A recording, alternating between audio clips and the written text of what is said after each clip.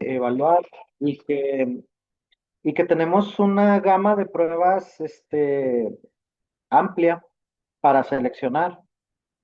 Y digamos que yo observo a veces que hay un poquito de confusión, sobre todo cuando uno está siendo nuevo en esto de interpretar resultados.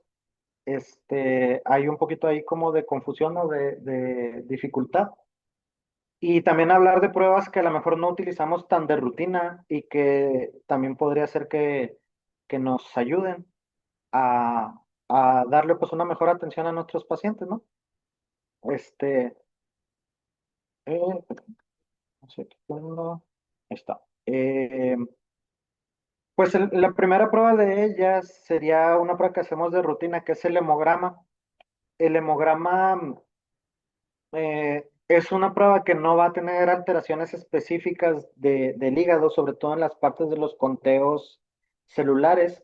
Sin embargo, hay algunas alteraciones en la forma de los eritrocitos principalmente que sí que nos pueden ayudar a sospechar de que el problema sea el hígado, ¿sí? Y estas alteraciones pues son varias y que podemos encontrar una de ellas o varias de ellas y que aunque también no son específicas, es decir, encontrarlas no quiere decir que forzosamente el hígado sea el órgano que está afectado, eh, pues encontrarlas nos debería de ayudar a sospechar de que algo pudiese estar pasando en el hígado, ¿no? Y estos hallazgos morfológicos son la presencia de acantocitos, de esquistocitos o fragmentocitos, de estomatocitos y de codocitos, que vamos a hablar un poquito de cada uno de ellos. Los acantocitos son estas células que pierden como su forma redondeada, pierden su palidez central y tienen unas protuberancias que terminan en un borde redondeado, ¿sí? En alguna literatura incluso le dicen que tiene forma de dedo.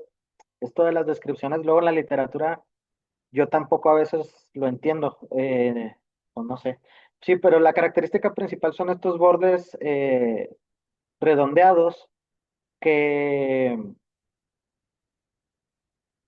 que suelen tener también pocos en todo lo largo de la membrana del eritrocito. Se fijan, suelen ser entre 4 a 7 protuberancias las que tienen. Y y es así como las distinguimos de otro tipo de alteraciones morfológicas como los equinocitos. Por ejemplo, este es un equinocito, pero este es un acantocito. Y podrían confundirse un poquito en ojos inexpertos, sin embargo, pues el tipo de protuberancias son diferentes en ambos, ¿sí? Y esta presencia de acantocitos son relevantes en perros y gatos, pero no en grandes especies. Si bien la mayoría de los que están ahorita en la plática nos dedicamos en su mayoría, a ver a perros y gatos, pues luego en el laboratorio a mí sí me llegan de repente muestras de otras especies y estos bichos pues son cosas que podemos encontrar más frecuentemente en otras especies. Eh, ¿Qué sucede con estas células? La causa por la que se cree que se producen es por una como falta de equilibrio entre las concentraciones de colesterol y de triglicéridos en el cuerpo, en la sangre específicamente, y que esto va a hacer que las membranas de los eritrocitos pierdan, pues justo, acuérdense que la membrana es una bicapa de lípidos y que está unida por colesterol, esta bicapa, para que no se mueva. Entonces, al perder como esa cohesión, los eritrocitos son más rígidos y suelen ser más fácilmente destruidos. Eh, por lo cual, ¿cuándo se destruyen? Pues cuando por acción mecánica, que a acción mecánica le llamamos, a un eritrocito tiene su forma normal, ¿no? Como de salvavidas que tiene bicóncava. Y cuando pasa por un capilar, es necesario que este eritrocito se moldee al tamaño y a la forma del capilar para poder atravesar ese capilar que es más pequeño que su diámetro, que el diámetro del eritrocito, como que se comprime, si tiene cierta flexibilidad en la membrana, y al pasar, ¿sí? Y salir del otro lado de la red capilar, vuelve a su forma normal. Al haber esta mala proporción en la membrana del eritrocito, esa membrana pierde la elasticidad que tiene y es más fácil que se rompan esos eritrocitos, que se destruyan, que se hemolicen, y a esto le llamamos daño mecánico o fragmentación. Sí, ahorita hablaremos de otras células que también sufren de esto, o bueno, es el eritrocito mismo, pero otra morfología que nos da esto mismo.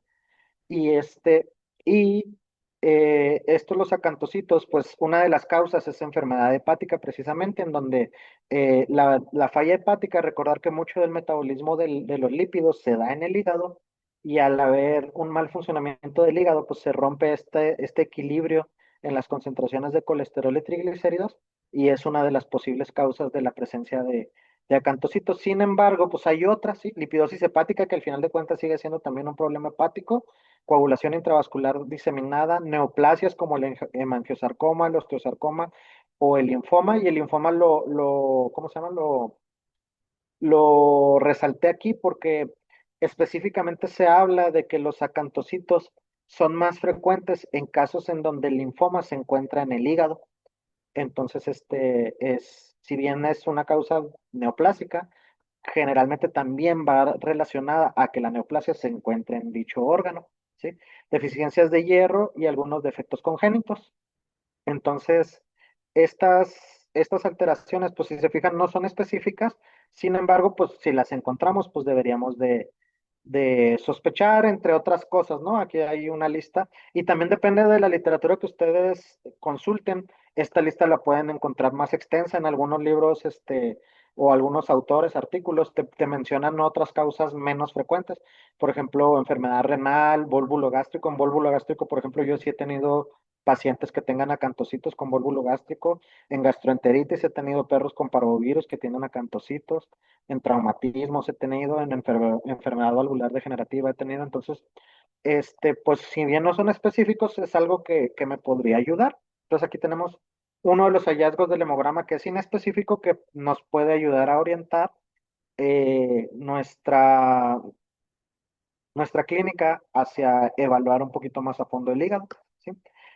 El segundo de esta morfología son los esquistocitos, que otro sinónimo de estos son los fragmentocitos. Estas células son fragmentos de eritrocitos, así se les dice.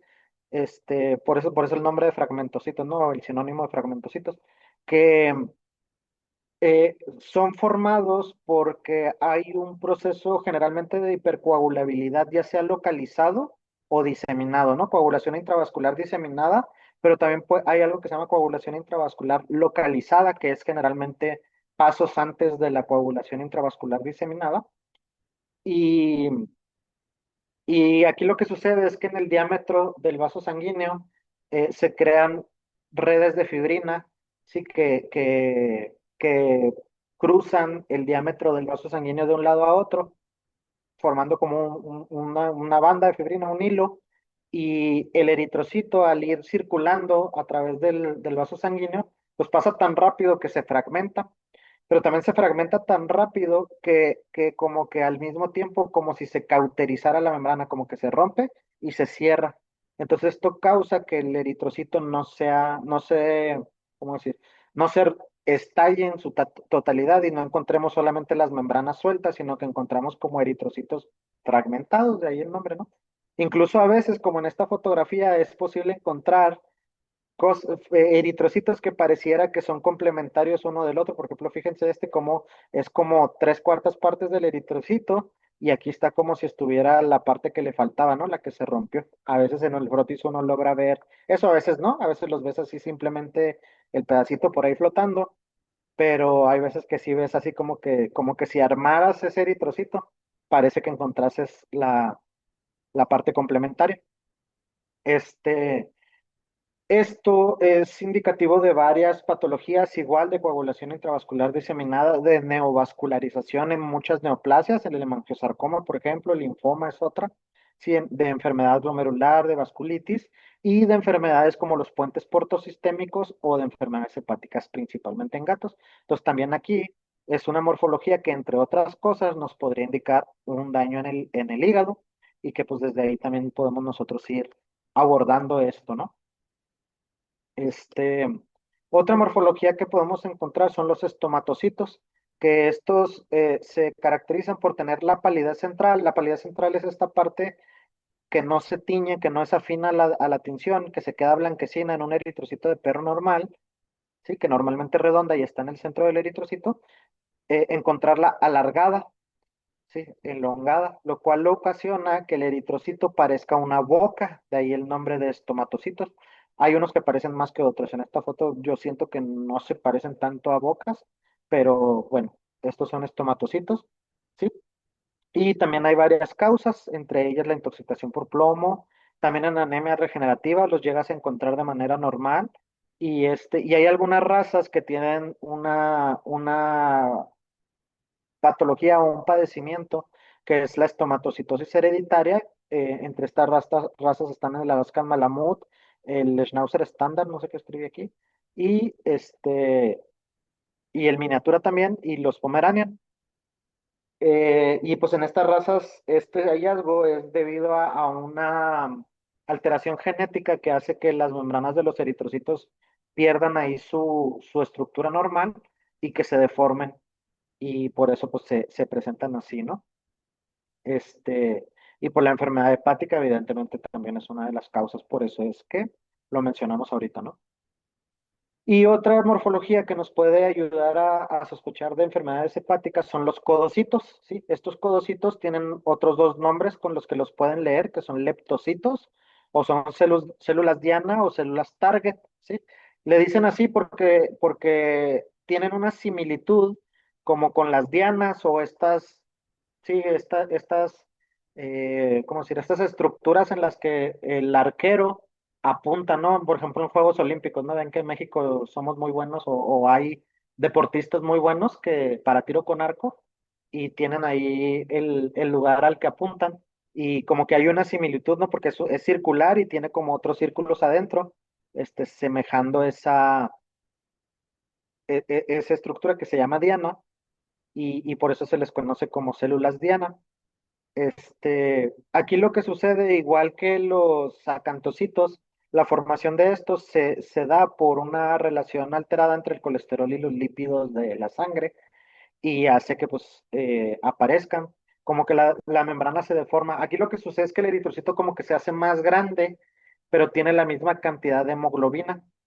Entonces hagan de cuenta que el eritrocito estuviera como desinflado, porque como es más grande, la cantidad de hemoglobina no lo llena igual, entonces como que se desinfla y se arruga, entonces por eso se ve así como termina dando la morfología de célula diana, ¿no?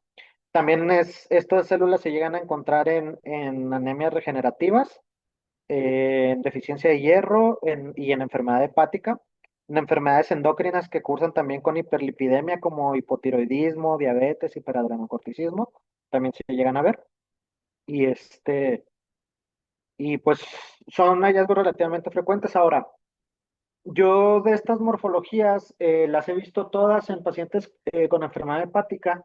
Sin embargo, no podría decirles que siempre estén o que nunca estén o que tengan una, ¿cómo decir? Como que sean constantes, sino que por alguna razón, algunos pacientes sí la desarrollan estas morfologías y otros pacientes no. Y hay pacientes que no solo desarrollan una de estas morfologías, por ejemplo, aquí estamos viendo fotografías en donde pues todas las células parecen codocitos, son codocitos, pero no vemos ninguna otra célula diferente, ¿no? Aquí vemos también células donde hay estomatocitos, pero no vemos ninguna otra estomatocitos y células normales. Aquí vemos fragmentocitos y células normales, y aquí vemos acantocitos y células normales, pero yo lo que les podría decir es que es más frecuente ver más de una morfología junta. ¿A qué me refiero? Por ejemplo, en un paciente hepático veo acantocitos y esquistocitos, por decir, o acantocitos y codocitos, o acantocitos o sea, los veo mezclados. Es muy raro ver solo una morfología. Entonces, también cuando hay más de una morfología, creo que es algo que nos pudiese ayudar a sospechar más de una causa específica. ¿Sí? Cuando ustedes leen una lista de causas de cualquier alteración en patología clínica, pues va a venir una lista ahí de 20 o 30 causas dependiendo de la alteración. Y, y yo lo que les podría decir, si hay dos o tres o cuatro analitos que, que dentro de las listas coincida la misma causa varias veces, ¿no? Por ejemplo, no sé, voy a poner un ejemplo así que se me ocurra muy rápido, por ejemplo, hipoalbuminemia. Y entre las causas de hipoalbuminemia hay, pues, que el paciente esté sangrando, que haya una hemorragia, que el paciente esté teniendo pérdidas entéricas por una enteropatía perdedora de proteínas, o que el paciente tenga nefropatía perdedora de proteínas, o que el paciente tenga disminución en su síntesis hepática, insuficiencia hepática, o que el paciente tenga disminución en el aporte de proteínas. Ahí tenemos 5 causas, por decir algo rápido, ¿sí? Y ese mismo paciente, además de tener hipoproteinemia, tiene, por ejemplo, hipocolesterolemia. Y entonces entre las causas de hipocolesterolemia está que el paciente no esté consumiendo colesterol, que el paciente no esté eh, absorbiendo el colesterol en el intestino o que el paciente no esté sintetizando el colesterol en el hígado. Entonces se fijan la hipocolesterolemia tiene 3 causas y la hipoproteinemia tiene más, pero mencionamos 5. Entonces, ¿cuál coincide? Pues la de disminución en la síntesis hepática. Entonces tengo 2 analitos que me indican falla hepática, por lo cual es más probable que la causa de esas 2 alteraciones sea la misma, sea falla hepática. No sé si me explico. Entonces aquí también, cuando nosotros encontramos más de una alteración que sugiere lo mismo en hematología, en la morfología de los eritrocitos, es más probable que esa sea la causa. Entonces también es importante como considerarlo, ¿no? Que entre más analitos tenga yo que me indiquen una cosa, es más probable que esa sea la causa. Ahora, en el urianálisis tenemos alteraciones a lo mejor menos evidentes, ¿verdad? O a veces al urianálisis luego ni lo tomamos en cuenta para evaluación hepática. Sin embargo, pues hay un par de cosas que nos pueden ayudar ahí en el urianálisis a sospechar. Me ha pasado más de una vez, sobre todo en gatos. Recuerden que los gatos desarrollan relativamente sencillo o relativamente rápido problemas hepáticos, ¿no? Lipidosis hepática. Eh, entonces, a veces el urianálisis ni lo tenemos como para evaluar hígado. Sin embargo, me ha pasado, les digo, en gatos que de repente mandan el urianálisis por una obstrucción urinaria. Y pues sí, el gato está obstruido, tiene ahí sus cristales o su inflamación o lo que quieran en el urianálisis, pero también yo logro detectar bilirrubinas, presencia de bilirrubinas en la orina del gato, lo cual me indica que el gato, si tiene bilirrubinas en la orina, tiene hiperbilirrubinemia, y entonces es muy probable que sea un gato que esté cursando o empezando a cursar con lipidosis hepática. Entonces, vaya, el urianálisis también nos puede servir un poquito para evaluar esto. Entonces, yo lo que interpreto en ese urianálisis, si solo me mandaron el urianálisis, pues lo que les pongo generalmente es que se les recomienda hacer una química porque, pues, es un paciente que está dando señales de tener hiperbilirrubinemia y por ende es muy probable que tenga una afectación hepática y pues en gatos sospecharíamos de lipidosis en primer lugar, ¿no? Entonces, aquí me parece importante hacer la distinción entre 2 términos, que es la bilirrubinuria, que sería la presencia de bilirrubinas en la orina, y la hiperbilirrubinuria. Y aquí esto es más específico a lo mejor de perros. ¿Por qué de perros? Porque los perros tienen una capacidad de eliminar bilirrubinas en la orina. Esto es porque las células epiteliales de los túbulos renales tienen capacidad de metabolizar la bilirrubina y eliminarla, de transformarla de bilirrubina no conjugada a conjugada y eliminarla. La conjugada es aquella que se puede eliminar por vía renal. Entonces, esta capacidad que tienen los perros lo que ocasiona es que en la orina de los perros pueda haber de manera normal bilirrubina sin que esto sea patológico, ¿sí? Y esta cantidad de bilirrubina en la orina de los perros normal, digamos, o sí, normal, o fisiológica, va a depender de qué tan concentrada esté la orina. Entonces tenemos que hacer una relación para interpretar las bilirrubinas en la orina de los perros, una relación entre la cantidad de bilirrubina que tiene el perro contra la densidad urinaria que tiene la orina. Entonces, en donde pues con densidades urinarias, perdón, menores a 1,025, lo normal sería que no hubiera nada de bilirrubinas, que fuera una tira reactiva negativa de bilirrubinas, ¿sí? Y ya con valores un poquito más altos, ya se aceptan o se toleran cantidades pequeñas de bilirrubinas y con valores de densidad urinaria muy altos, pues cantidades un poquito mayores, pero sí hay cantidades de bilirrubinas que siempre son, sí o sí, en los perros también, patológicas. Esto no pasa en los gatos siempre que encontramos bilirrubinas en la orina, siempre es patológico, siempre hay que voltear a ver la bioquímica. En los perros no, en los perros tenemos que relacionarlo a la densidad urinaria, ¿no? Entonces, pasa mucho que hay muchas clínicas en donde ustedes hacen sus urianálisis en el consultorio y ya nada más nos mandan el hemograma y la química y a veces me reportan, ¿no? Bilirrubinas. Y me sirve que me la reporten, pero me serviría más si además de decirme que les dio positivo a bilirrubinas, me pusieran la densidad urinaria de su paciente, porque eso me sirve para interpretar varias cosas. La densidad urinaria en el urianálisis es la medición más importante, yo diría, de todo el urianálisis, y es con la que relacionamos todos los demás hallazgos. De nada me sirve saber que tiene proteínas en la orina si no sé la densidad urinaria. De nada me sirve saber si tiene bilirrubinas en la orina si no sé la densidad urinaria. De nada me sirve saber si tiene cilindros en la orina si no sé la densidad urinaria. Entonces, esto es muy importante que tengan esos dos valores a considerar, ¿no? En los perros, bilirrubinas y densidad urinaria, y en perros y gatos, bilirrubinas y proteínas al menos, junto con la densidad urinaria. Entonces, eso hay que considerarlo.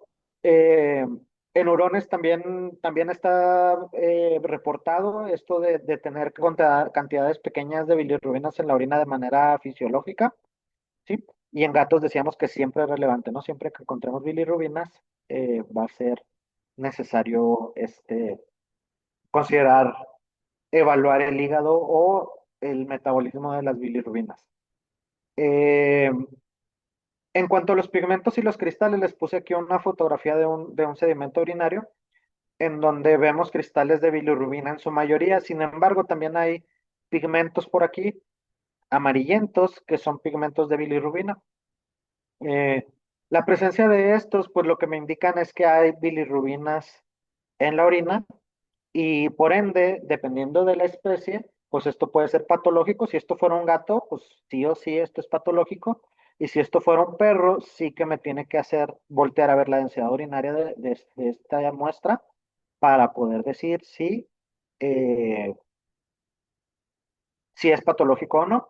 Y también hay algo que considerar que los pigmentos de bilirrubina, la mayoría de las veces van a concordar, o sea, la mayoría de las veces que a ustedes su tira de orina les pinte que tiene bilirrubinas, bueno, a ver, déjenme reformulo lo que iba a decir.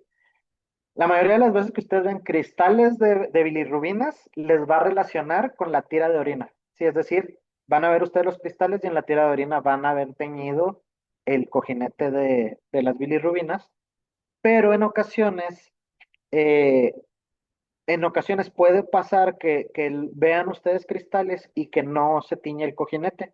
Esto se piensa que es debido a que las bilirrubinas se precipitan para formar los cristales y que no penetran y no reaccionan con el reactivo que trae el cojinete de la tira de orina. Y entonces puede haber orinas que ustedes vean los cristales, pero que les den negativo en la tira. Y pues entonces habría que considerar que de todos modos ese paciente sí está teniendo una concentración de bilirrubinas y que pues dependiendo de la densidad urinaria que tenga, a lo mejor hayamos de hacer más exploración sobre eso, ¿no? Ahora, al revés, es decir, cuando yo tengo una tira de orina positiva, no siempre va a haber ni pigmentos ni cristales de bilirrubina. Eso ahí es variable, digamos. El hecho de que se formen cristales habla de que hay una saturación, un exceso, más bilirrubina de la que la orina puede como diluir, ¿sí? Entonces, cuando se excede esa cantidad, pues se forman los cristales. Esto aplica para cualquier tipo de cristales, ¿sí? Con los de estruvita, pues los de estruvita vienen de fosfatos, entonces cuando hay demasiados fosfatos en la orina, más de los que se pueden diluir, de los que se pueden, sí, diluir en un medio líquido, entonces se van a empezar a formar los cristales. Entonces, pasa lo mismo aquí con con los cristales de bilirrubina. El encontrarlos en la tira, perdón, el encontrar la tira positiva quiere decir que pues hay bilirrubinas, pero puede o no haber cristales y pigmentos, pero lo que sí es que siempre que hubiera pigmentos debería de darnos positiva la tira, salvo que haya alguna interferencia analítica ahí curiosa. ¿Qué más?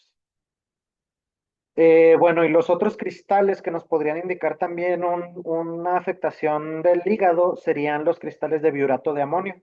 Así que aquí lo que nos indicarían los cristales de biurato de amonio es que hay altas cantidades de amonio en sangre, de amoníaco en sangre.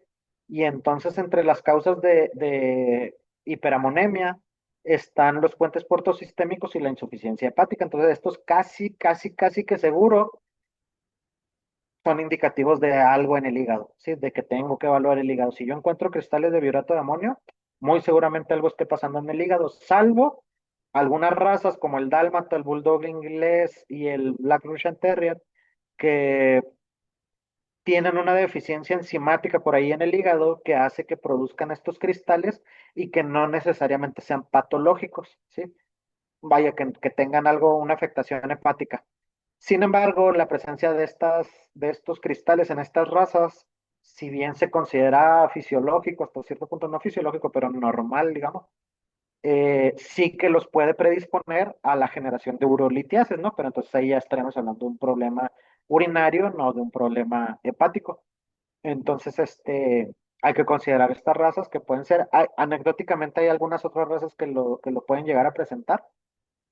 Yo lo he visto en pugs y en otra raza que se me está yendo ahorita. Y el perro estaba como si nada, ¿no? Que le buscamos los puentes portosistémicos por todos lados y no los encontramos.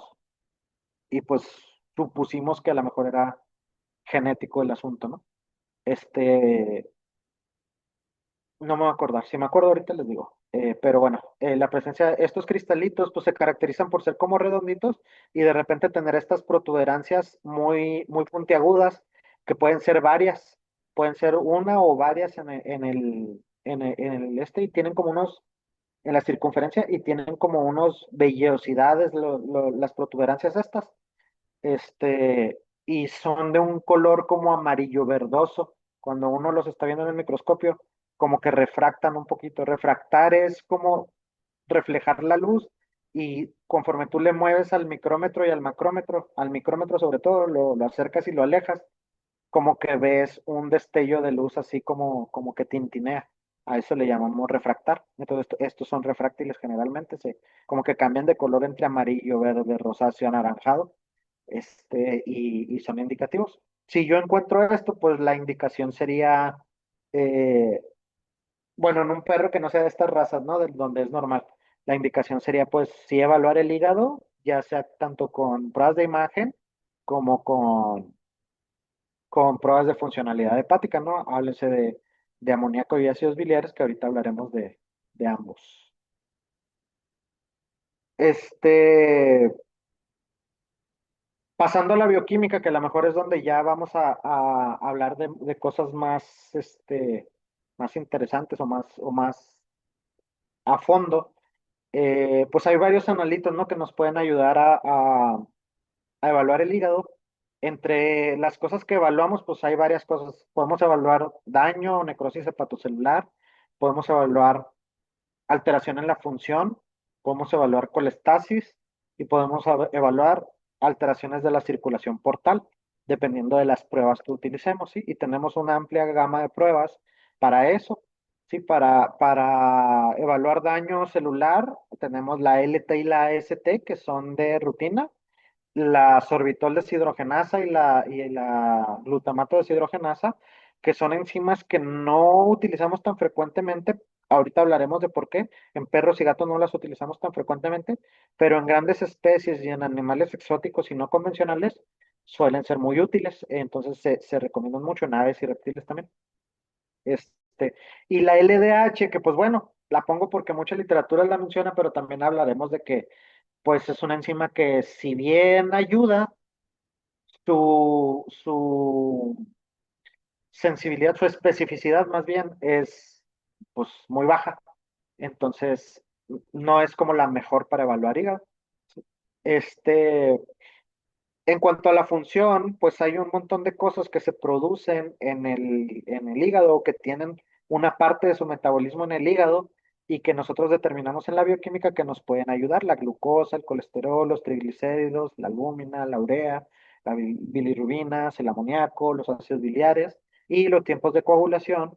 Son todas estas son metabolitos que salen del hígado y que por ende su medición nos ayuda a determinar que si hay concentraciones adecuadas, el hígado está funcionando adecuadamente, y si no, a lo mejor el hígado está fallando de alguna manera en funcionamiento, ¿no? Entonces estas se evalúan estructura o daño, estas se evalúan función, y luego las que evalúan colestasis, que sería que el flujo biliar estuviera alterado, ¿sí? Que serían por las bilirrubinas, la fosfatasa alcalina, la gamma glutamil transaminasa o GGT y el colesterol. Todas estas nos ayudan a evaluar colestasis. Si se fijan, el colesterol nos ayuda a evaluar tanto función como colestasis.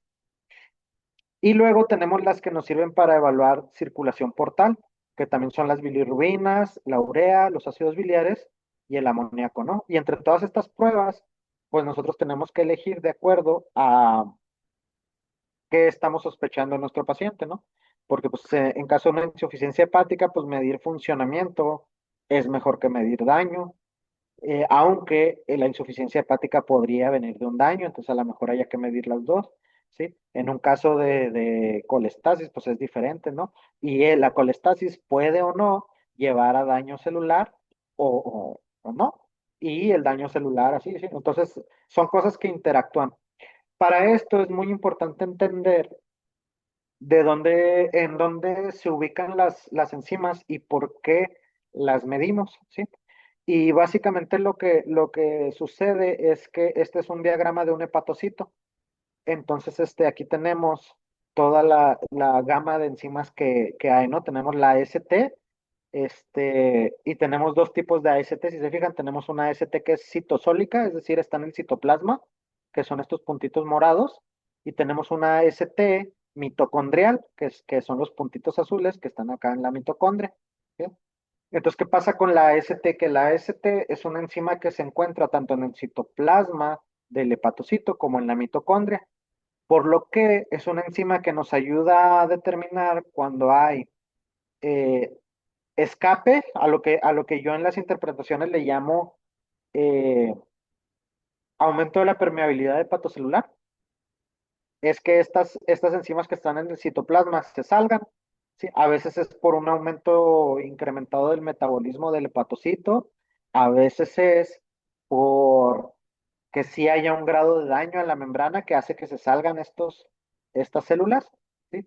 Y a veces será también por un daño, una muerte celular, ¿sí? Y en ese caso también saldrá la AST dentro de las mitocondrias, no nada más la del citoplasma. La ALT, por su parte, es una enzima que solamente se encuentra en el citoplasma, ¿sí? Sin embargo, bueno, ahorita hablaremos de cada una. Hay que notar o hay que identificar que si se fijan en el citoplasma, así a grandes rasgos, hay más concentración de ALT que de AST, ¿sí? Entonces, este es un punto importante porque nos ayuda a hacer la interpretación de una enzima o de la otra. Este, la LP y la GGT son enzimas que se encuentran en los bordes de cepillo de los canalículos biliares. Si se recuerdan, el hepatocito tiene un lado que apunta hacia una cara hacia el parénquima hepático, y el otro apunta hacia los canalículos biliares. Entonces, en esta parte del borde de cepillo que está hacia los canalículos biliares se encuentran la ALT perdón, la ALP, la fosfatasa alcalina, y la GGT. Sí, y estas son las que si se acuerdan, las con las que evaluábamos colestasis. ¿Por qué evaluamos colestasis? Pues porque está aquí alrededor de los canalículos biliares. Entonces, cuando este canalículo se empieza a llenar de bilirrubina, sí, genera la liberación de estas enzimas a circulación sanguínea y se incrementan en circulación sanguínea. Por eso son estas las que nos ayudan a evaluar colestasis, mientras que las otras nos ayudan a evaluar integridad de la célula, ¿no? Porque están dentro de la célula. Y tanto la ST mitocondrial como la sorbitol deshidrogenasa y la glutamato deshidrogenasa se encuentran dentro de la mitocondria. Entonces, estas son más específicas de una necrosis hepática. ¿Por qué? Pues porque para que estas se salgan a circulación e incrementen en la sangre, es necesario que se destruya toda la célula, incluida la mitocondria, y entonces estas enzimas queden libres y las podamos encontrar cuando hacemos una determinación sanguínea. Entonces, estas enzimas son más específicas de necrosis hepatocelular o de daño hepatocelular severo, más que las que utilizamos de rutina, ¿no? La LT y la ST. Entonces, este es el por qué, ¿no? En dónde se encuentran las enzimas tiene mucho que ver con para qué nos sirven, ¿sí? Y aquí también hay que entender que hay diferentes mecanismos por los cuales las enzimas se van a escapar de la célula. ¿Sí? Tenemos un hepatocito normal, el cual puede tener un cambio irreversible. Este cambio irreversible puede ser tan sencillo como a lo mejor la administración de un medicamento que tenga metabolismo hepático. ¿Sí? Entonces lo que va a pasar es que ese medicamento pues va a entrar al hepatocito y va a ocasionar que el hepatocito empiece a aumentar su metabolismo buscando metabolizar este medicamento y entonces va a haber una liberación de estos granulitos, ¿no? De estos pequeños espacios del citoplasma de la célula que, que van a contener enzimas, tanto ALT como AST, y entonces aquí vamos a tener un incremento que es por un aumento de la permeabilidad del hepatocito. ¿Sí? Este cambio, pues generalmente va a ser reversible y va a hacer que cuando termine el estímulo, el hepatocito regrese a la normalidad y entonces las concentraciones de ALT y AST en sangre van a regresar a la normalidad. Sin embargo, podemos tener procesos más severos en donde haya cambios que son irreversibles y que van a ocasionar que la célula se rompa, si ya sea por necrosis o por apoptosis, que son dos tipos de muerte celular, uno inducida y el otro programada y que van a ocasionar que también haya esta liberación de enzimas, pero de una manera a lo mejor más descontrolada. Y también de aquí, si se fijan por la diferencia, ¿no? De la cantidad de pérdida enzimática que había en un proceso contra la cantidad de pérdidas que habrá en el otro, también va de la mano a las concentraciones que nosotros vamos a encontrar en sangre, ¿sí? Por ejemplo, eh, en aumento de la permeabilidad hepatocelular, normalmente son incrementos ligeros, entre dos, máximo tres veces el valor de referencia para considerar que estamos dentro de este punto.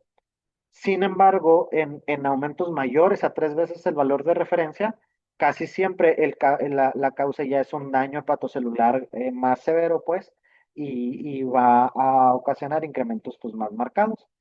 Aunque también esto va de la mano de la cantidad de células que se destruyen, ¿sí? Porque también no es lo mismo una destrucción localizada o focalizada, ¿sí? En donde vamos a tener pues todo el parénquima hepático lleno de celulitas, se van a destruir unas poquitas y pues obviamente esto va a causar un incremento de las enzimas hepáticas más leve que lo que haría una necrosis más masiva, más diseminada a través del órgano, ¿sí?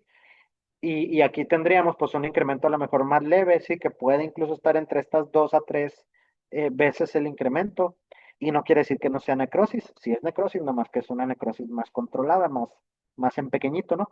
Y muchas veces en esto lo que va a terminar haciendo el hígado es, pues regenerando el hígado tiene una buena capacidad de regeneración, los hepatocitos son células que todavía tienen capacidad de multiplicarse, por lo que en este tipo de casos de necrosis focalizada, va a haber una recuperación adecuada del órgano, de la funcionalidad y de la integridad del órgano. Sin embargo, en procesos más diseminados de necrosis o más masivos de necrosis, pues va a quedar muy poca celularidad funcional que se pueda reproducir y entonces el cuerpo, el órgano, lo que va a hacer es reemplazar ese tejido faltante por tejido fibroso y pues el tejido fibroso ya no es funcional y entonces va a disminuir la masa funcional del hígado y a la larga esto nos puede ocasionar una insuficiencia hepática que a este síndrome le llamamos cirrosis, ¿no? Cuando es que hay muy poca masa funcional hepática porque se murieron las células y además de que se murieron ya no se regeneraron, sino que se, se intercambiaron por tejido fibroso. Esto pues obviamente va a generar Bien, diferentes perdón. escenarios, ¿no? Va a generar escenarios aquí en donde el incremento de ALT y de ST no va a ser tan marcados. Aquí obviamente va a volver a la normalidad. Aquí vamos a tener un incremento severo, generalmente arriba de las 3 veces mayor al valor de referencia mayor del individuo. Pero acá en la fibrosis pasa algo muy curioso, que es que al ya no haber tantos hepatocitos funcionales, las concentraciones de ALT y de AST regresan a las concentraciones, a los valores de referencia, pero no porque no haya un daño, sino porque ya son tan poquitas las células que hay que la cantidad de enzima que se está liberando a la sangre, pues ya es muy poquita y ya nos alcanza a sobrepasar los valores de referencia. Puede ser que esté en valores de referencia o puede ser que esté ligeritamente aumentados. Entonces aquí eso habría que considerarlo o que relacionarlo sobre todo con los hallazgos al ultrasonido, ¿no? Que puedan ustedes hacer. Ahorita, pues ya hoy en día tenemos el ultrasonido muy a la mano y ustedes pueden fácilmente identificar el hígado, ver cambios de cogenicidad, incluso cambios de cogenicidad que les sugieren que haya una sustitución del parénquima normal por tejido fibroso y a lo mejor ahí les tenga que brincar los valores de ALT y AST más bajitos que lo que habría en una necrosis masiva, ¿no? Entonces también eso hay que considerarlo, que la, la cantidad de enzimas que va a haber o el grado de incremento va a ir de la cantidad de células que se destruyan y dos, del mecanismo que lo esté causando, ¿no? Si esto es una destrucción o si es nada más como un escape de enzimas, que diríamos que esto pues sería más manejable, ¿no? Incluso les decía, la administración de algunos medicamentos puede ser esto, algunas, incluso hasta alimentación les puede decir que de repente pasa enfermedades cardíacas, por ejemplo, que lo que sucede en una enfermedad cardíaca, en una insuficiencia cardíaca, es que empieza a recibir menos perfusión el hígado, entonces empieza a haber ahí un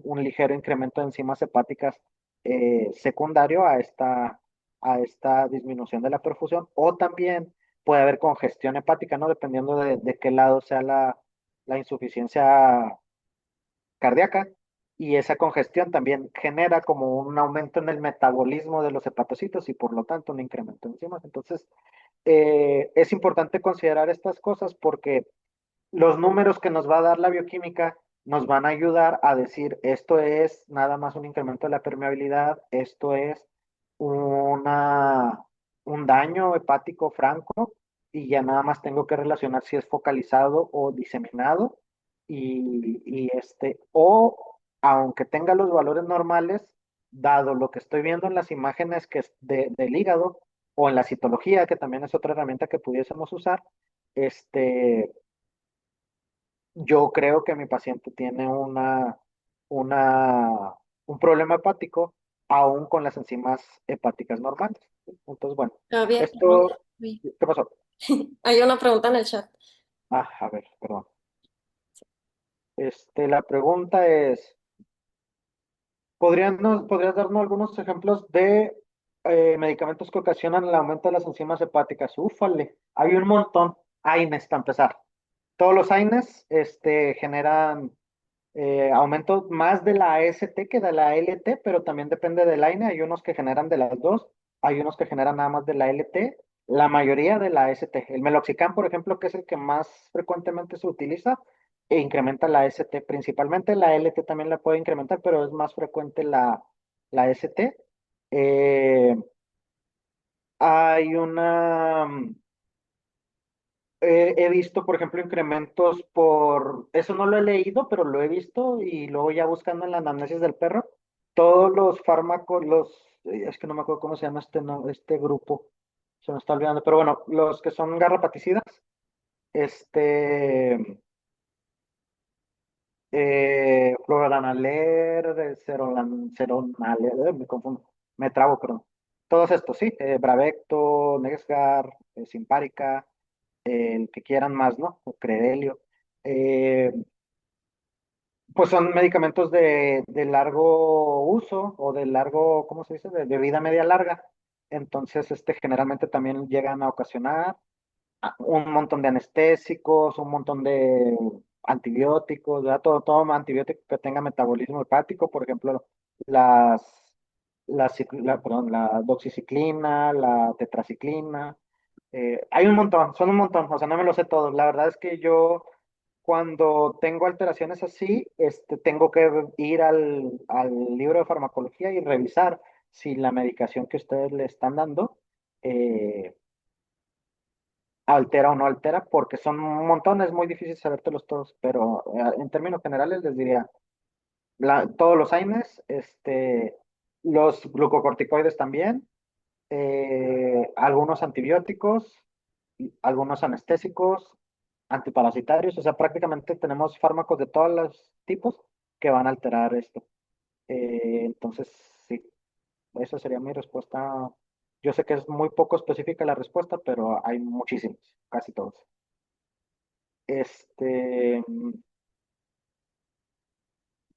Ok. Bueno, volviendo a esto, eh, cuando nosotros ya tenemos o cuando el paciente tiene un grado alto de pérdida de masa funcional hepática, le llamamos insuficiencia hepática. Esto se denomina cuando tenemos un 70% de pérdida de la masa hepatocelular, y es cuando empezamos a ver alteraciones bioquímicas, ¿sí? Hay varios mecanismos de disminución de la masa funcional, por ejemplo, daño hepatocelular y necrosis, la cirrosis que decíamos que era el reemplazo de este tejido hepático por fibroso debido a una enfermedad hepática crónica.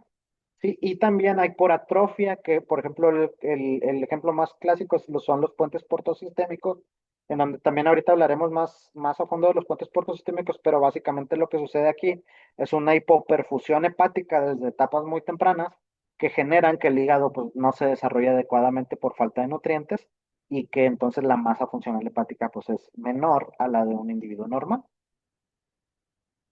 Eh, en cuanto a la funcionalidad hepática, pues ya habíamos hablado de que hay un montón de cosas que podemos evaluar, ¿sí? La síntesis de proteínas, albúmina, globulinas, factores de la coagulación, el consumo y excreción de las bilirrubinas y los ácidos biliares, el consumo del amoníaco y su transformación en urea. Este es un proceso que se lleva a cabo en el hígado, por eso son metabolitos que nosotros determinamos para decir si el hígado está funcionando y la homeostasis de la glucosa y el almacén de glucógeno y algunas partes del metabolismo lipídico, ¿no? De aquí el colesterol y de acá la glucosa.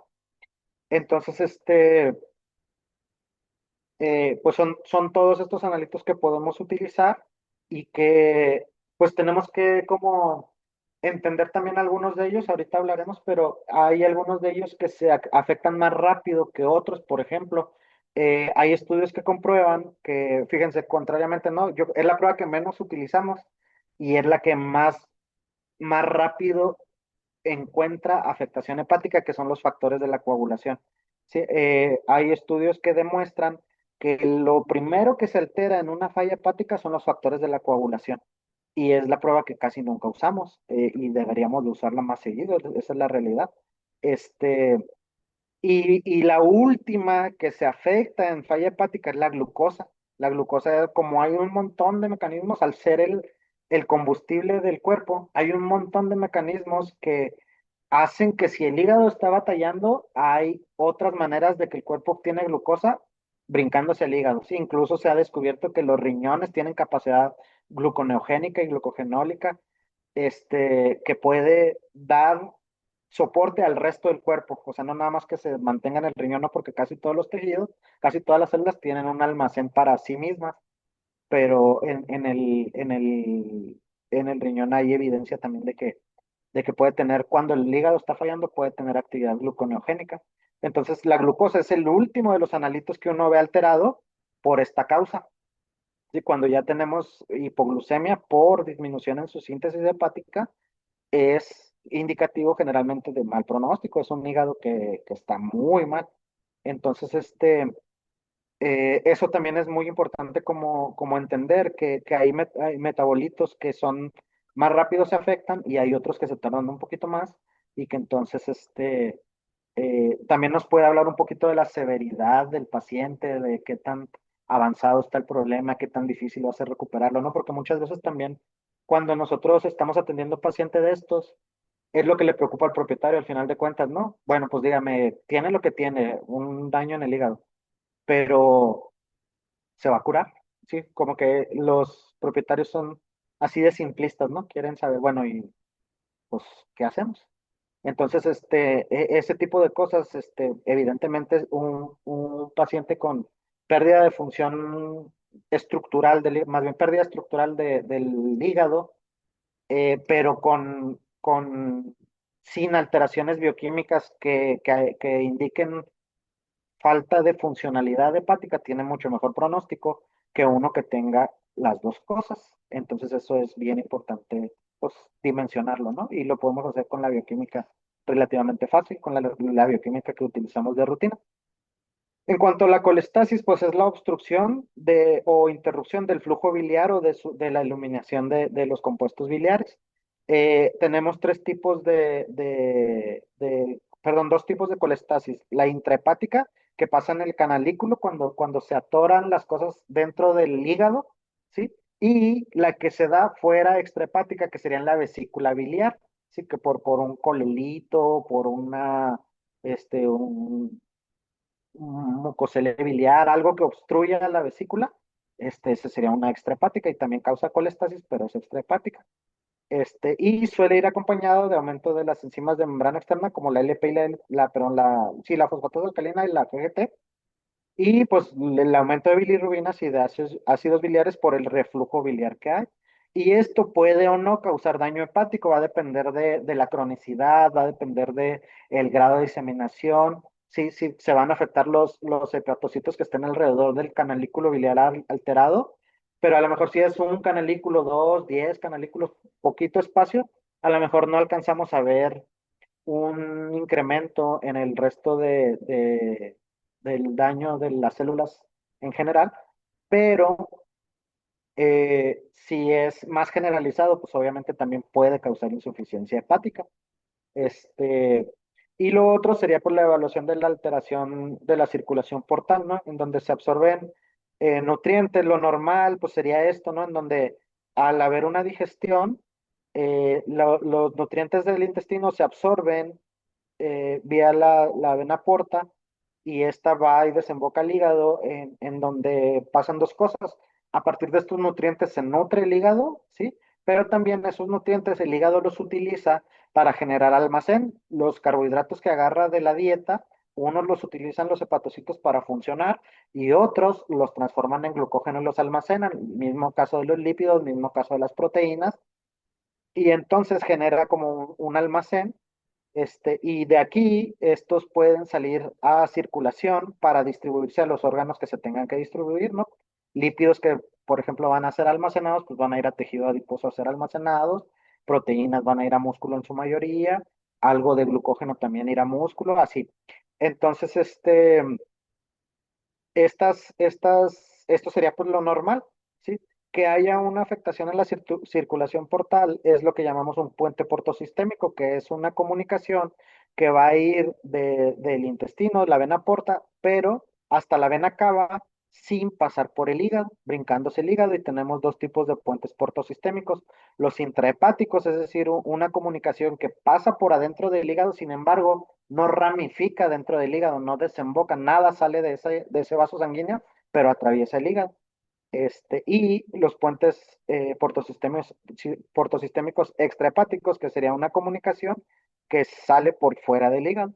Y entonces esto que generaría que estos nutrientes que normalmente tendrían que ir al hígado y nutrirlo y ayudar a generar almacén y metabolismo en general de los nutrientes, pues se brinquen y pasen al resto de la circulación de manera directa, ¿no? Sin atravesar el hígado y pues eso ocasionaría lo que decíamos, una disminución de los nutrientes del hígado, de la perfusión del hígado y por ende de su desarrollo. Y a la larga esto ocasionaría pérdida de masa funcional que podría terminar en una insuficiencia hepática asociada, ¿no? Mm, Ahora, en cuanto a las enzimas, vamos a hablar de las enzimas una por una. Sí, la ALT, pues este es el nombre, no es una alaninoaminotransferasa, por eso le decimos mejor ALT para no meternos en problemas. Y suele indicar daño o necrosis hepatocelular dependiendo del grado de incremento. Sí, otras causas pues suelen ser aumento en la permeabilidad de la membrana, lo que decíamos que no necesariamente es que la membrana esté dañada, sino que está aumentado su metabolismo y se está escapando una pequeña cantidad de, este, de enzima y que es la que detectamos en las determinaciones. Es más útil en perros y gatos porque es más específica de hígado. ¿A qué nos referimos? Que esta enzima la podemos encontrar en varios órganos, entre ellos hígado y músculo son los dos principales. Sin embargo, en perros y gatos la LT es más frecuente encontrarla en el hígado que en el músculo, por lo que por eso la utilizamos como la enzima de elección a la hora de evaluar integridad hepatocelular en estas especies, ¿sí?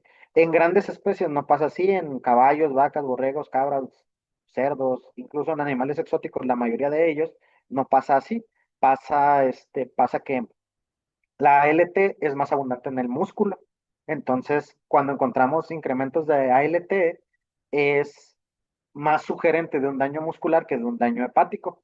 Y esto en los perros, pues por algún motivo no es así, pero esto nos permite saber que si el paciente tiene un incremento de ALT, es más probable que sea hepático y por lo tanto,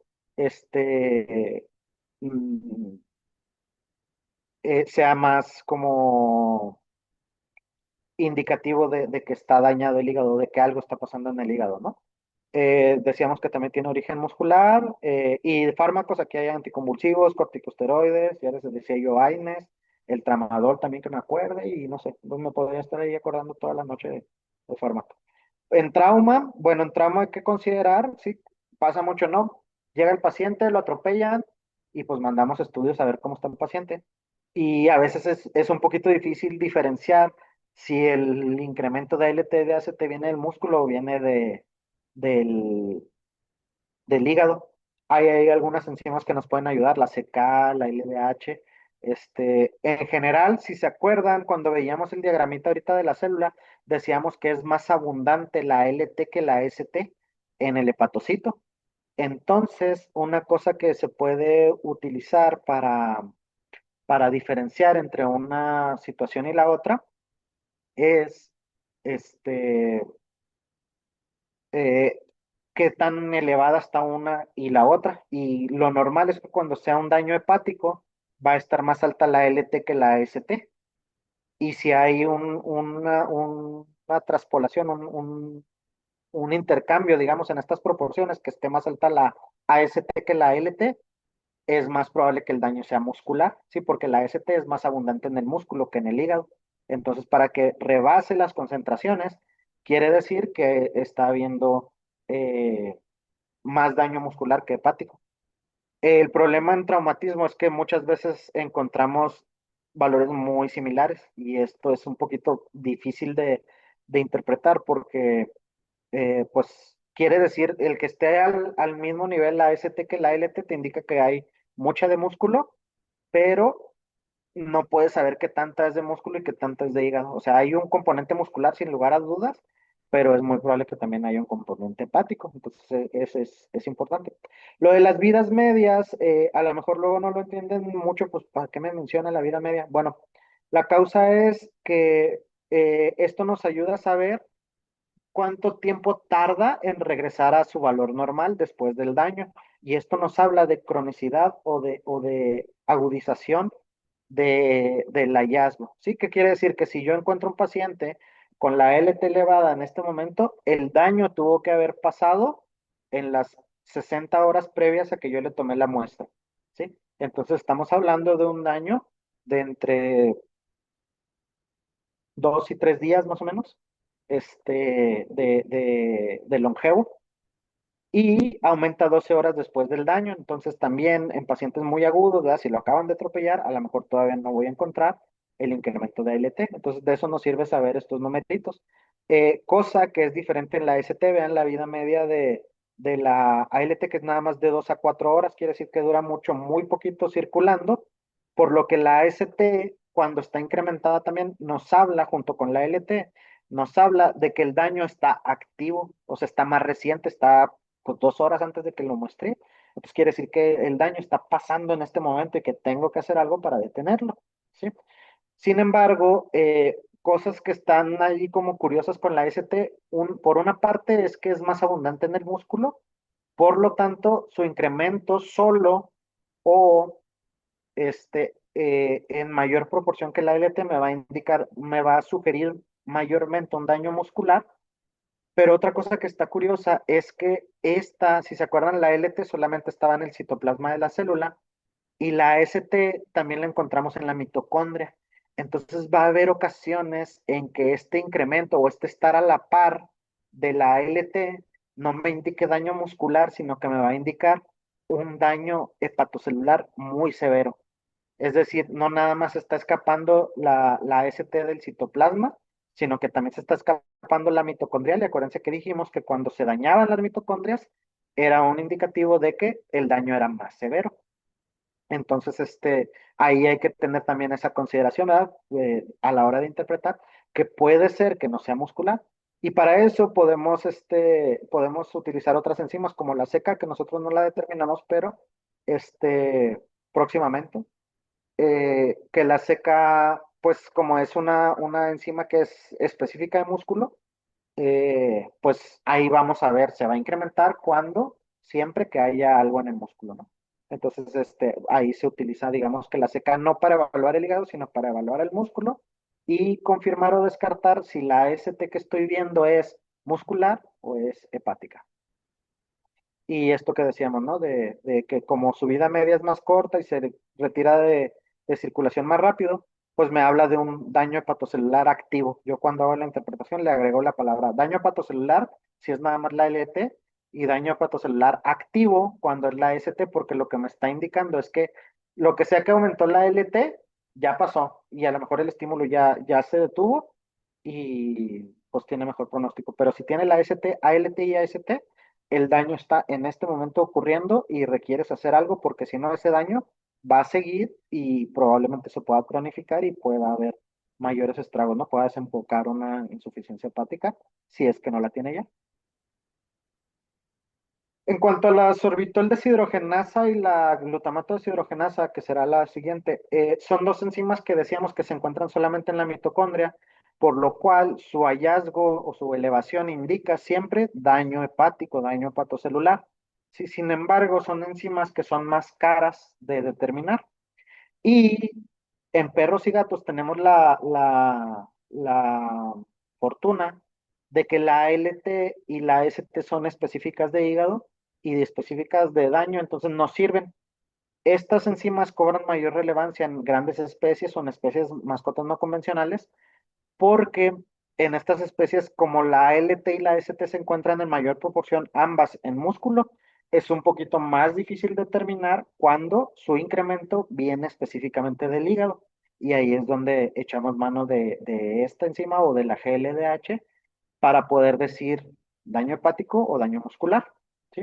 Y también como son de mitocondria, pues son enzimas más, o sea, justo indican un daño más grave, pues un daño, pues estas no se incrementan por aumento en la permeabilidad, como si lo hacen la LT y la ST. Entonces, en perros y gatos, estas las pudiésemos utilizar para esos casos también, como ayudarnos junto con la CK, con la con la SDH o con la GLDH, poder ahí un poquito decir, ah, mira, este incremento de AST, lo que decíamos, ¿no? Que la AST tiene origen mitocondrial, poder decir como que, ah, mira, esta ST sí es, porque está también elevada la SDH, es por necrosis hepática. Entonces, ponerle un poquito más atención, ¿no? ¿Cuál es el problema de estas enzimas que son muy inestables? La muestra tiene que ser procesada muy rápido, tiene una duración en sangre de 2 horas, 3 horas. Entonces, la muestra tiene que ser procesada relativamente rápida desde su toma. Y la otra es que son enzimas que no están disponibles en cualquier laboratorio. Entonces, nosotros estamos viendo la posibilidad de montarlas. Ahorita no las tenemos montadas, pero estamos viendo de montar al menos una de las dos. y ya montando alguna, pues ya les avisamos, ¿verdad? Pero las tenemos pensado montar específicamente para el lado de animales exóticos, pero pues ya teniéndolas se podrían determinar en perros y gatos y podríamos utilizarlas también, ¿verdad? Ya les avisaremos cuando esto pase. Lo mismo pasa con la GLDH, que indica necrosis y es más específica de hígado en aves, reptiles y mascotas no convencionales, grandes especies. Entonces estas dos son opciones que pudiésemos ahí tener, ¿no? Y la LDH, que la LDH, vaya, pues sí indica o podría indicar un daño hepático, sin embargo, la LDH se encuentra en prácticamente cualquier célula. Está en los eritrocitos, está en los músculos, está en el hígado, está en prácticamente cualquier célula del cuerpo, lo cual hace que sea muy poco específica, ¿no? Que se incrementa y pues es bien difícil determinar de dónde viene porque está en todos lados y no está en ningún lado. Y otra de las cosas es que al estar en los eritrocitos, la hemólisis la afecta muchísimo, libera muchísima LDH, entonces la realidad es que yo diría que entre el 80 y el 90% de las muestras que nos llegan al laboratorio tienen algún grado de hemólisis. Entonces, la LDH siempre sale alterada. Es una enzima que debido a esto, a las implicaciones de la toma de muestra que tenemos en veterinaria, que no pasa así en medicina humana, pues es una enzima que nos sirve poco por esta situación, porque es muy difícil determinar de dónde viene. Entonces, ustedes si agarran un libro de patología clínica va a venir la LDH, pero también en ese mismo libro de patología clínica les van a decir que pues es la menos específica de todas. Y de ahí que, por ejemplo, nosotros no la incluimos en el perfil de Atiro, no la incluimos porque es más confusa que útil en realidad. Entonces, preferimos no usarla. Sin embargo, pues igual la vamos a meter en el perfil de animales exóticos. Entonces, pues si ustedes la quisieran determinar en perros y gatos en algún momento, va a estar la opción. No creo meterla en el perfil rutinario jamás, pero ahí va a estar por si la quieren eventualmente. Y les soy sincero, no creo que les sirva mucho, pero bueno, ahí va a estar la opción, ¿no?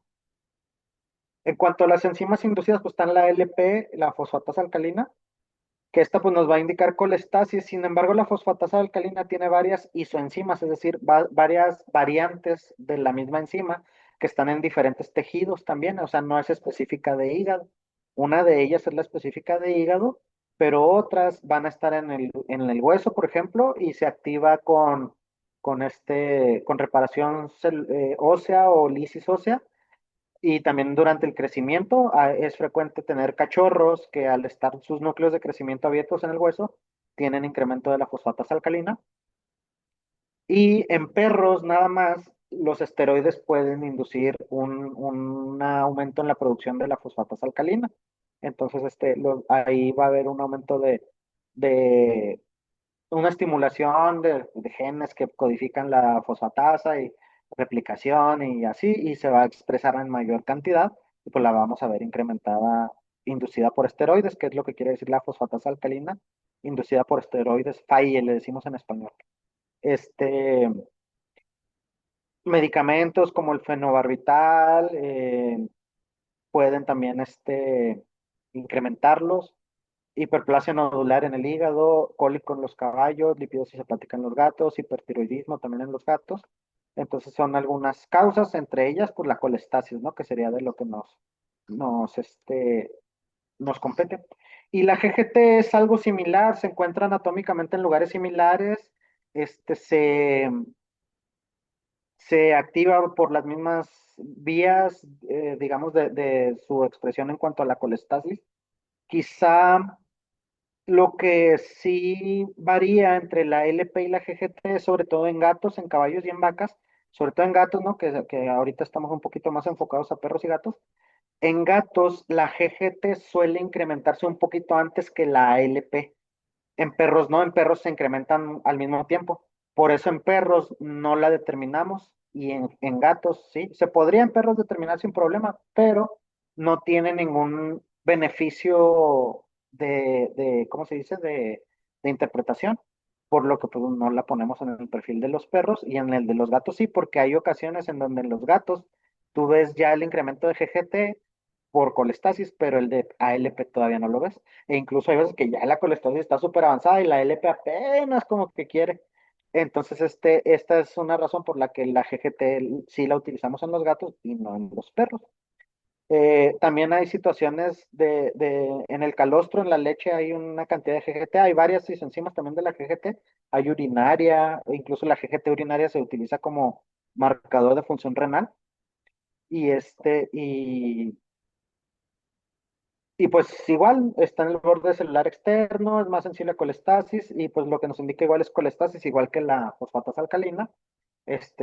La fosfatasa alcalina pues se prefiere porque tiene otros usos, ¿sí? Quizá en perros la conjunción de ambas sirva un poquito para diferenciar cuándo sí es de origen hepático y cuándo no es de origen hepático. Un poquito, porque tampoco es que, es que sea siempre así. Este, y pues ya las siguientes serían las bilirrubinas, las cuales, pues básicamente así un recordatorio muy rápido de su metabolismo, ¿sí? Si recuerdan, las bilirrubinas son un producto de la degradación de la hemoglobina. Cuando los eritrocitos ya son viejos, ¿sí? Cumplen una vida media, dependiendo de la especie, esta varía de entre 60 días, 30 días en las aves, hasta 120 días en los gatos, o 180 en los caballos. Entonces, lo que sucede aquí es que estos eritrocitos que ya son viejos los van a fagocitar los macrófagos. Esto principalmente se da en el vaso, aunque hay otros órganos que lo pueden llevar a cabo. Y entonces fagocitan este eritrocito y el mismo macrófago tiene enzimas que van a destruir los componentes del eritrocito y van a reutilizar muchos de estos componentes. Entre ellos van a utilizar la hemoglobina y una parte la van a transformar en globina, en una proteína y otra parte en el grupo M, ¿sí? Al cual le van a retirar el hierro y el hierro se va a reutilizar para hacer otras hemoglobinas en otros eritrocitos. Pero la parte del grupo M se va a transformar en biliverdina a través de un proceso enzimático y luego en bilirrubina no conjugada o indirecta. Esta se va a unir a la albúmina y va a viajar hacia el hepatocito, en donde el hepatocito la va a conjugar para hacerla un compuesto hidrosoluble y que entonces pueda eliminarse alguna parte por vía intestinal y otra parte por vía urinaria, ¿sí? Y este es el ciclo de las bilirrubinas. Entonces, aquí se va a transformar por medio de las bacterias en el intestino en estercobilina y en la orina, en el riñón, se va a transformar en urobilinógeno que va a poder ser eliminado por vía urinaria. Entonces, este es el metabolismo completo y es importante entenderlo porque a partir de esto tenemos una clasificación de la hiperbilirrubinemia. ¿Sí? La hiperbilirrubinemia pues, es el incremento de la cantidad de bilirrubinas y va a causar una coloración amarillenta de diferentes tejidos, piel, mucosas, esclera, a la cual le llamamos ictericia, ¿no? Es el término médico para este signo clínico. Y la ictericia se clasifica de acuerdo a su origen, en tres posibilidades: ictericia prehepática, ictericia hepática e ictericia poshepática, que esto viene de precisamente este metabolismo, ¿sí? Todo lo que le vamos a llamar ictericia prehepática va a ser toda la bilirrubina que está antes del hígado, es decir, todo este proceso de transformación de la hemoglobina en bilirrubina y su llegada al hígado. Esto sería bilirrubina prehepática, ¿sí? Después tenemos la bilirrubina hepática, que es la que se conjuga dentro del hepatocito, y luego la poshepática será en la vesícula biliar, la que está almacenada en la vesícula biliar, previo a ser eliminada o excretada hacia el intestino. Entonces tenemos ictericia prehepática, hepática en la vesícula biliar, posthepática, ¿sí? Y pues las causas, o sea, el incremento va a ayudarnos a determinar si una hiperbilirrubinemia es de qué origen y a sospechar causas específicas. La prehepática, al ser ocasionada por destrucción de eritrocitos, es muy frecuente en anemias hemolíticas y es frecuente encontrar pacientes con anemia hemolítica que también van a tener hiperbilirrubinemia. ¿Por qué? Pues porque como se están destruyendo los eritrocitos, hay mucha hemoglobina y entonces los macrófagos empiezan a transformarla en bilirrubina y por eso tenemos ictericia prehepática. Hay mucha hemoglobina que se transforma en mucha bilirrubina y eso da la coloración amarillenta, ¿no? Una cosa que aquí a lo mejor faltó mencionar es que para nosotros llegar a observar la coloración en los tejidos, necesitamos concentraciones altas de bilirrubina ya en la sangre. Y en ocasiones la pigmentación del plasma es previo a la presentación clínica de la ictericia. Es decir, puede pasar que ustedes vean un paciente que ustedes no lo ven ictérico y que el laboratorio les reporte ictericia. ¿Por qué? Pues porque las concentraciones para ver el plasma ictérico son menores a las concentraciones que se necesitan para ver al paciente ictérico. Sí, entonces a veces eso puede no pasar. Pues, lo que sí no debería de pasar es que ustedes vean al paciente ictérico y el laboratorio no reporte la ictericia. Sí, ahí sí habría algo curioso. Habría que considerar si es ictericia, porque, por ejemplo, yo he observado pacientes que luego tienen condiciones higiénicas muy deficientes y luego andan así como todos orinados, ¿no? Ellos se orinan encima mismo y quedan como pigmentaditos así amarillo y parece ictericia. Entonces, también habría que considerar si no es alguna otra cosa que esté ahí haciendo parecer una ictericia y que en realidad no se ictericia a la hora de hacer los exámenes de laboratorio, ¿no? Pero bueno, el punto aquí era que el plasma se tiñe primero de amarillo dictérico antes que el paciente. Entonces puede ser que ustedes tengan resultados en donde en el laboratorio ya les reportan la ictericia, pero ustedes todavía no ven ictérico a su paciente. Entonces hay que considerarlo. En cuanto a la ictericia prehepática, volviendo, esta se caracteriza porque generalmente la bilirrubina que va a estar incrementada va a ser la indirecta, la no conjugada, y esto es más característico. Sin embargo, también depende de la cronicidad, porque al final de cuentas, toda esta bilirrubina no conjugada, si el hígado está funcionando, se va a conjugar. Entonces, si es el proceso hemolítico agudo, esto sí se va a cumplir, va a haber mayor bilirrubina indirecta que directa, pero si ya tiene algo de cronicidad este proceso, las concentraciones se van a ir equiparando porque al funcionar el hígado, por lo normal es que esa bilirrubina no conjugada pase a ser conjugada y entonces en la determinación, si es un proceso más crónico, van a encontrar concentraciones altas de las dos, no necesariamente predominando la indirecta. ¿Sí? En cuanto a la ictericia hepática, pues es la que se da dentro del hígado y esta resulta de una pérdida de la función del hígado. Aquí ya estamos viendo que el hígado no está funcionando adecuadamente y puede estar ocasionando esto, ¿sí? El ayuno o la anorexia en equinos puede causar ictericia hepática. Sin embargo, también hay que considerar que los caballos tienen concentraciones de bilirrubina muy altas debido a que no tienen vesícula biliar, entonces no tienen como dónde almacenar estas bilirrubinas y pues andan circulando. Entonces, esto genera que el plasma de los caballos siempre, normalmente, es ictérico. El caballo no va, pero el plasma de los caballos siempre es ictérico. Entonces, aquí lo que habría que considerar es que concentraciones por arriba de valores de referencia en caballos pueden indicarnos un ayuno muy prolongado o anorexia, ¿no? Dependiendo del caso. Sepsis también puede causar eh, y estos suelen estar aumentadas ambas tipos de bilirrubina, la conjugada y la no conjugada, aunque generalmente predomina un poquito más la conjugada.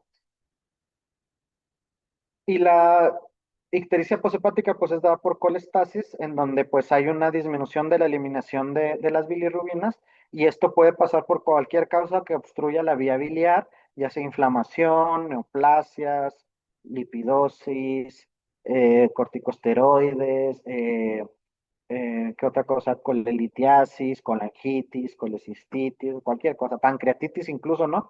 La inflamación del conducto pancreático muchas veces va a causar inflamación de los órganos aledaños, puede causar enteritis y puede causar colangitis. Entonces también la pancreatitis muy frecuentemente va asociada a ictericia o a colestasis, pues.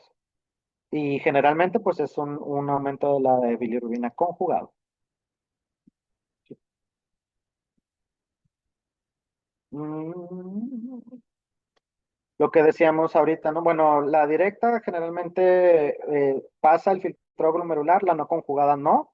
Esto debido a que la no conjugada para poderse solubilizar se une a la albúmina y la albúmina es una proteína que no atraviesa el filtrado glomerular. Sí, entonces en la orina pues vamos a encontrar bilirrubina conjugada y también las tiras reactivas es lo que miden, las tiras reactivas miden bilirrubina conjugada, no bilirrubina no conjugada o indirecta.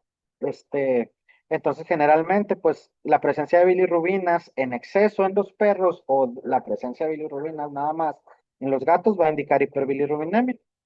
Y los perros, decíamos, tienen cierta capacidad de conjugar este, y, y eliminar la bilirrubina.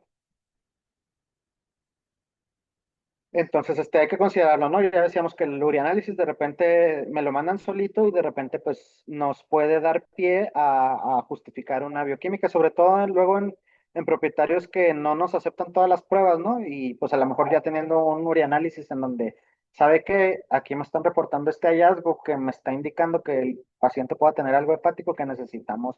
Ahora sí necesitamos, ¿no? En primera instancia era como para explorar, a ver cómo estaba, pero ya con este hallazgo estoy justificando una prueba más completa, digamos. Entonces eso es importante que lo consideren. Ahora, los ácidos biliares son una prueba que es muy útil también, sobre todo para funcionalidad hepática, ¿no? El fundamento de los ácidos biliares es que los ácidos biliares los vamos a tener pues circulando en cantidades pequeñas de manera normal, ¿sí? Estos se forman a partir de la dieta, estos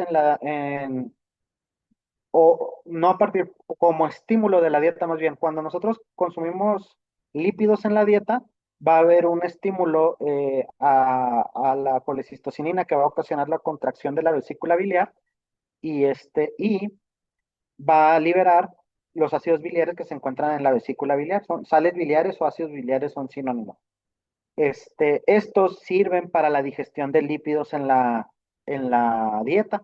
Lo que hacen es emulsificar las grasas. ¿Se acuerdan un poquito de clases de bioquímica? Emulsificar era a partir de un compuesto que tenía un volumen grande, hacerlo pedacitos pequeños. Hablando de lípidos, emulsificar es hacer gotitas más pequeñas de lípidos que éstas sí puedan ser absorbidas por el intestino. ¿Sí? Entonces, normalmente los ácidos biliares lo que hacen es unirse a esos lípidos que vienen en la dieta para separarlos, formar burbujas más pequeñas que puedan ser absorbidas y al ser absorbidos por vía circulación portal, lo llevan al hígado y ya en el hígado se distribuyen los lípidos a donde se tengan que distribuir. Algunos de ellos, muchos de los lípidos en realidad su absorción es por vía linfática. Eh, pero los ácidos biliares pues regresan al hígado y se están ahí como recirculando, recirculando, recirculando. Una cantidad pequeña sale a circulación sanguínea y se elimina por vía urinaria y otra cantidad pequeña sale por las heces. Las bacterias lo degradan y se eliminan en las heces. Entonces, normalmente el 95% de los ácidos biliares está recirculando entre circulación portal y conducto biliar, dando vueltas, dando vueltas, dando vueltas y el resto 5% se recupera con la misma dieta, se vuelve a generar ahí mismo en el hígado, se vuelven a generar nuevos ácidos biliares. Entonces, este es el ciclo normal, ¿sí? Puede pasar que haya un puente portosistémico que entonces va a romper este ciclo, ¿no? Porque entonces estos ácidos biliares van a salir a hacer su trabajo normal de emulsificación de grasas, pero a la hora de ser absorbidos, en lugar de regresar al hígado, van a pasar directos hasta la circulación sistémica. Y entonces cuando nosotros los determinemos, van a estar incrementados. Es de ahí el fundamento, ¿no? Que pues no están teniendo su metabolismo normal y por eso se incrementan. Esto sería una de las causas. La otra causa, pues, sería que no hubiera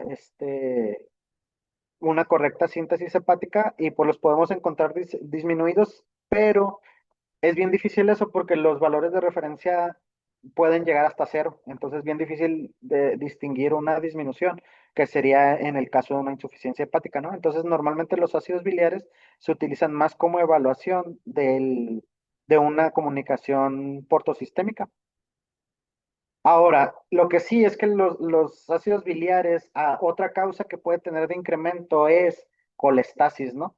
Si de repente hay una obstrucción biliar, por ejemplo, pues no van a poder salir al intestino y se van a empezar a acumular en la vesícula y luego va a haber un acúmulo retrógrado que puede llegar hasta la circulación, que es lo que pasa con las bilirrubinas, por ejemplo. Entonces van a empezar a incrementar. Ese es otro mecanismo que puede haber de incremento de ácidos biliares, pero digamos que este incremento va, como va acompañado de colestasis, va a ir acompañado de las bilirrubinas altas. Entonces se vuelve una prueba que podría ayudarnos a diagnosticar colestasis. Sin embargo, como tenemos las bilirrubinas, pues se vuelve un poco sin sentido determinarlos en pacientes ictéricos. Si tu paciente está ictérico, va a tener los ácidos biliares altos. Entonces, como que pues se puede determinar y te ayuda, es un analito más que tú podrías decir, ah, pues colestasis.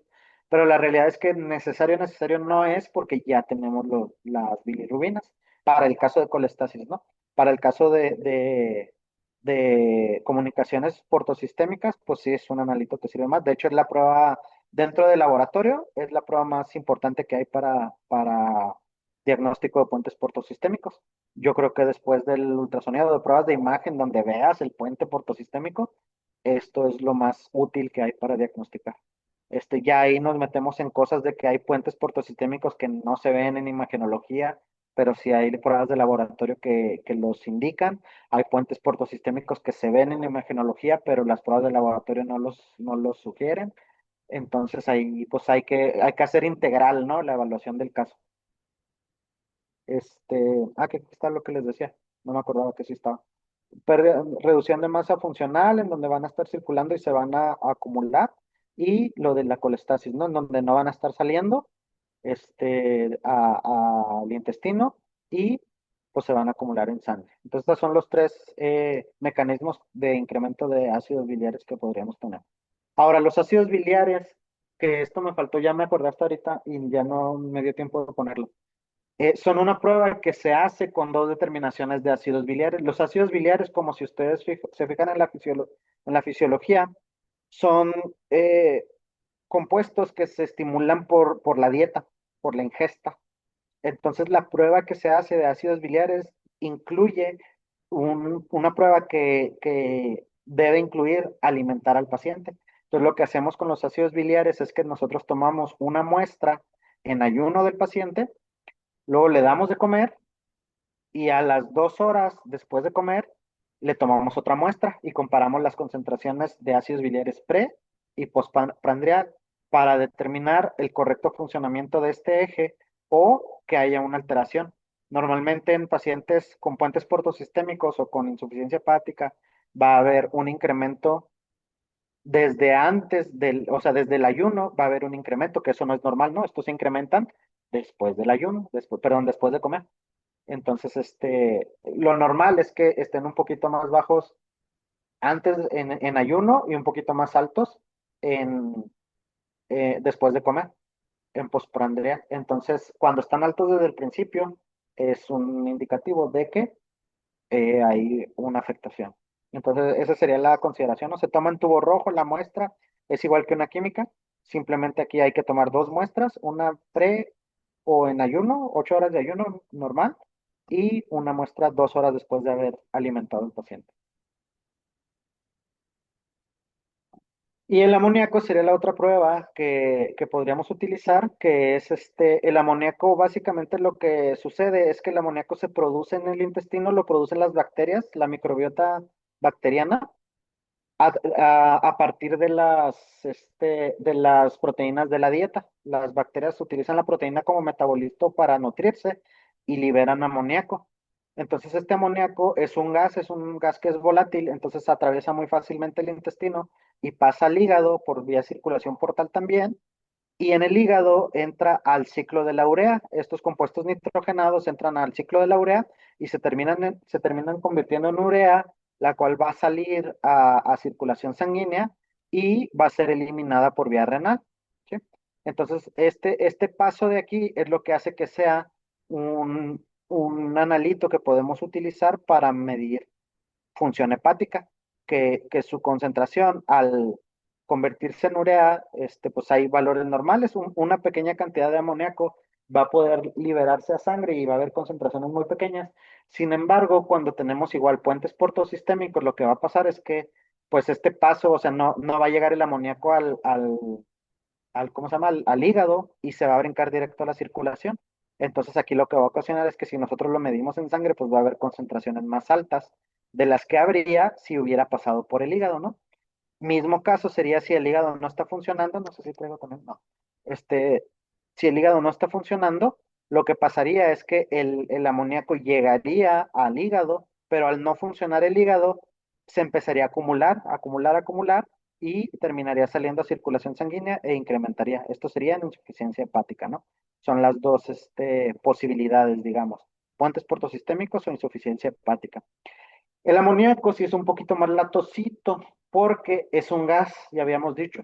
Entonces, las dificultades que tiene la determinación de amoníaco es que al ser un gas, pues nosotros cuando tomamos la muestra de sangre, este gas se va a volatilizar, por lo que la medición de amoníaco se debe hacer en las primeras 2 horas posteriores a la toma de muestra. Entonces aquí es bien importante que ustedes hablen con el laboratorio con el que van a mandar esta prueba, porque es una prueba que necesita llegar y procesarse de urgencia, ¿sí? O sea, el laboratorio para todo para hacer el amoníaco, porque no se puede esperar ese amoníaco. Entonces, es importante que avisen al laboratorio, oye, voy a tomar un amoníaco, ¿estás listo? ¿Qué onda? ¿Qué hora te lo llevo? Porque es bien importante eso, que no pase mucho tiempo entre que la tomas y todo. Y los laboratorios a veces, bueno, no a veces, deberían todos los laboratorios tener un sistema de control de calidad para asegurar que los resultados son confiables. Entonces, un buen laboratorio, pues previo a que tú le lleves la muestra de amoníaco, va a correr un control de calidad de amoníaco para saber si su determinación está bien o mal y si necesita hacer ajustes en los equipos, calibraciones para darte un buen resultado.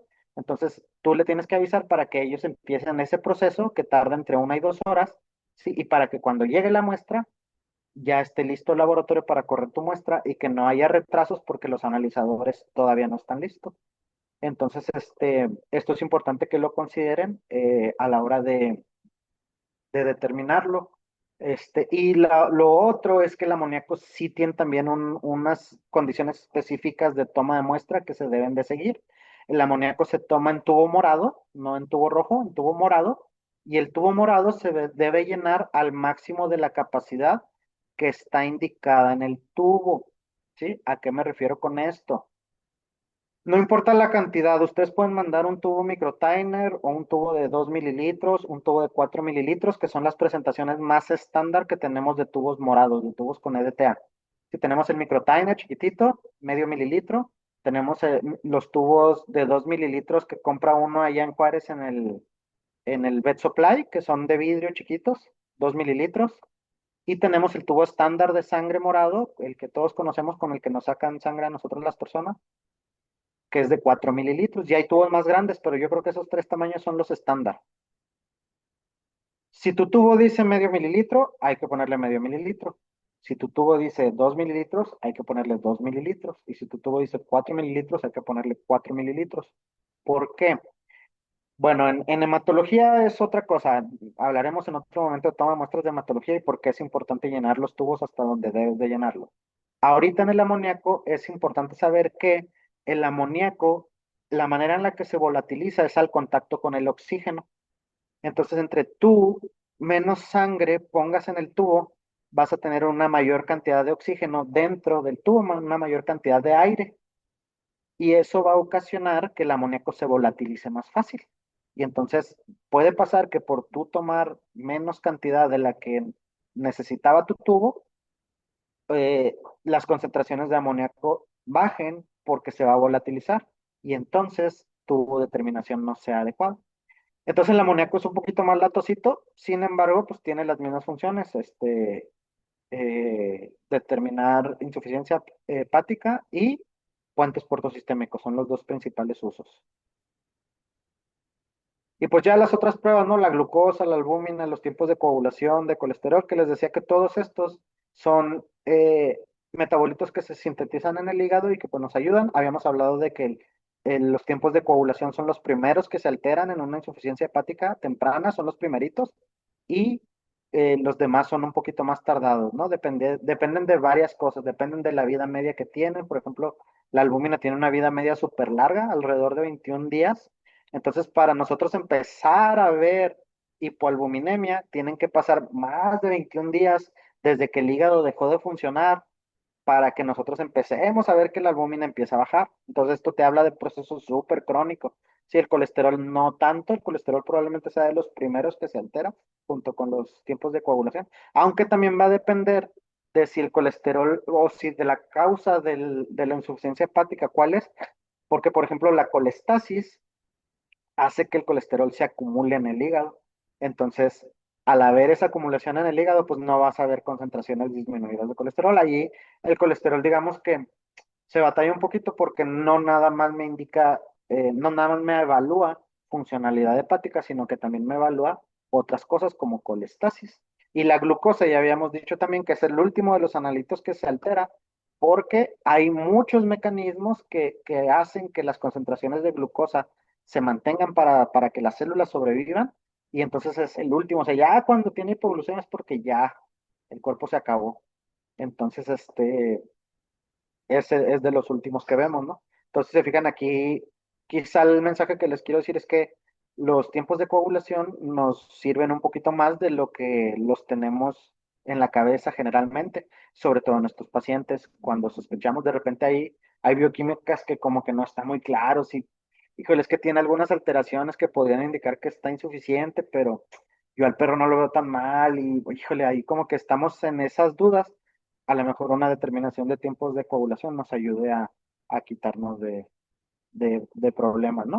Y aquí este cuadrito, pues es un resumen, digamos, de qué cosas podemos encontrar alteradas en diferentes situaciones. Por ejemplo, viene necrosis hepática multifocal, viene hipoxia por enfermedad cardíaca, viene necrosis masiva, viene lesiones focales grandes, lipidosis hepática, hepatopatía por corticosteroides, obstrucción biliar, enfermedad progresiva crónica hepática, puentes portosistémicos, neoplasias, y viene más o menos cómo podríamos encontrar cada una de las determinaciones de la evaluación, ¿no? En donde, pues evidentemente, entre más tenga que ver con daño estructural, pues serán las enzimas las que estén afectadas, o entre más tenga que ver con colestasis, pues serán las bilirrubinas y los ácidos biliares los que se afecten, o entre más tenga que ver con pérdida de función, pues será la albúmina la que esté disminuida.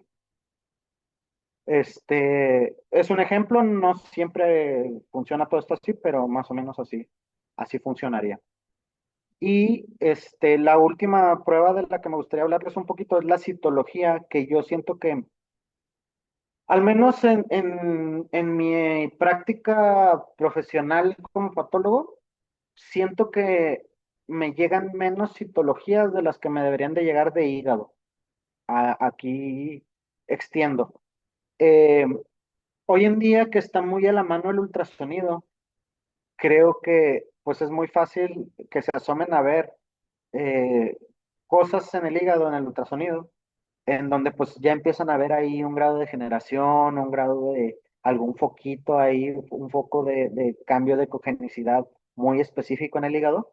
Y siento que que muchas veces se queda en esa imagen, no progresa a intentar diagnosticar qué es lo que estoy viendo. Simplemente pues veo cambios en la cogenicidad e inmediatamente pasamos a darle algún protector hepático, a hacerle algo para el hígado, sí, ácido desulfocólico, no sé, el FH10, no sé, lo que ustedes den para cada caso, ¿no?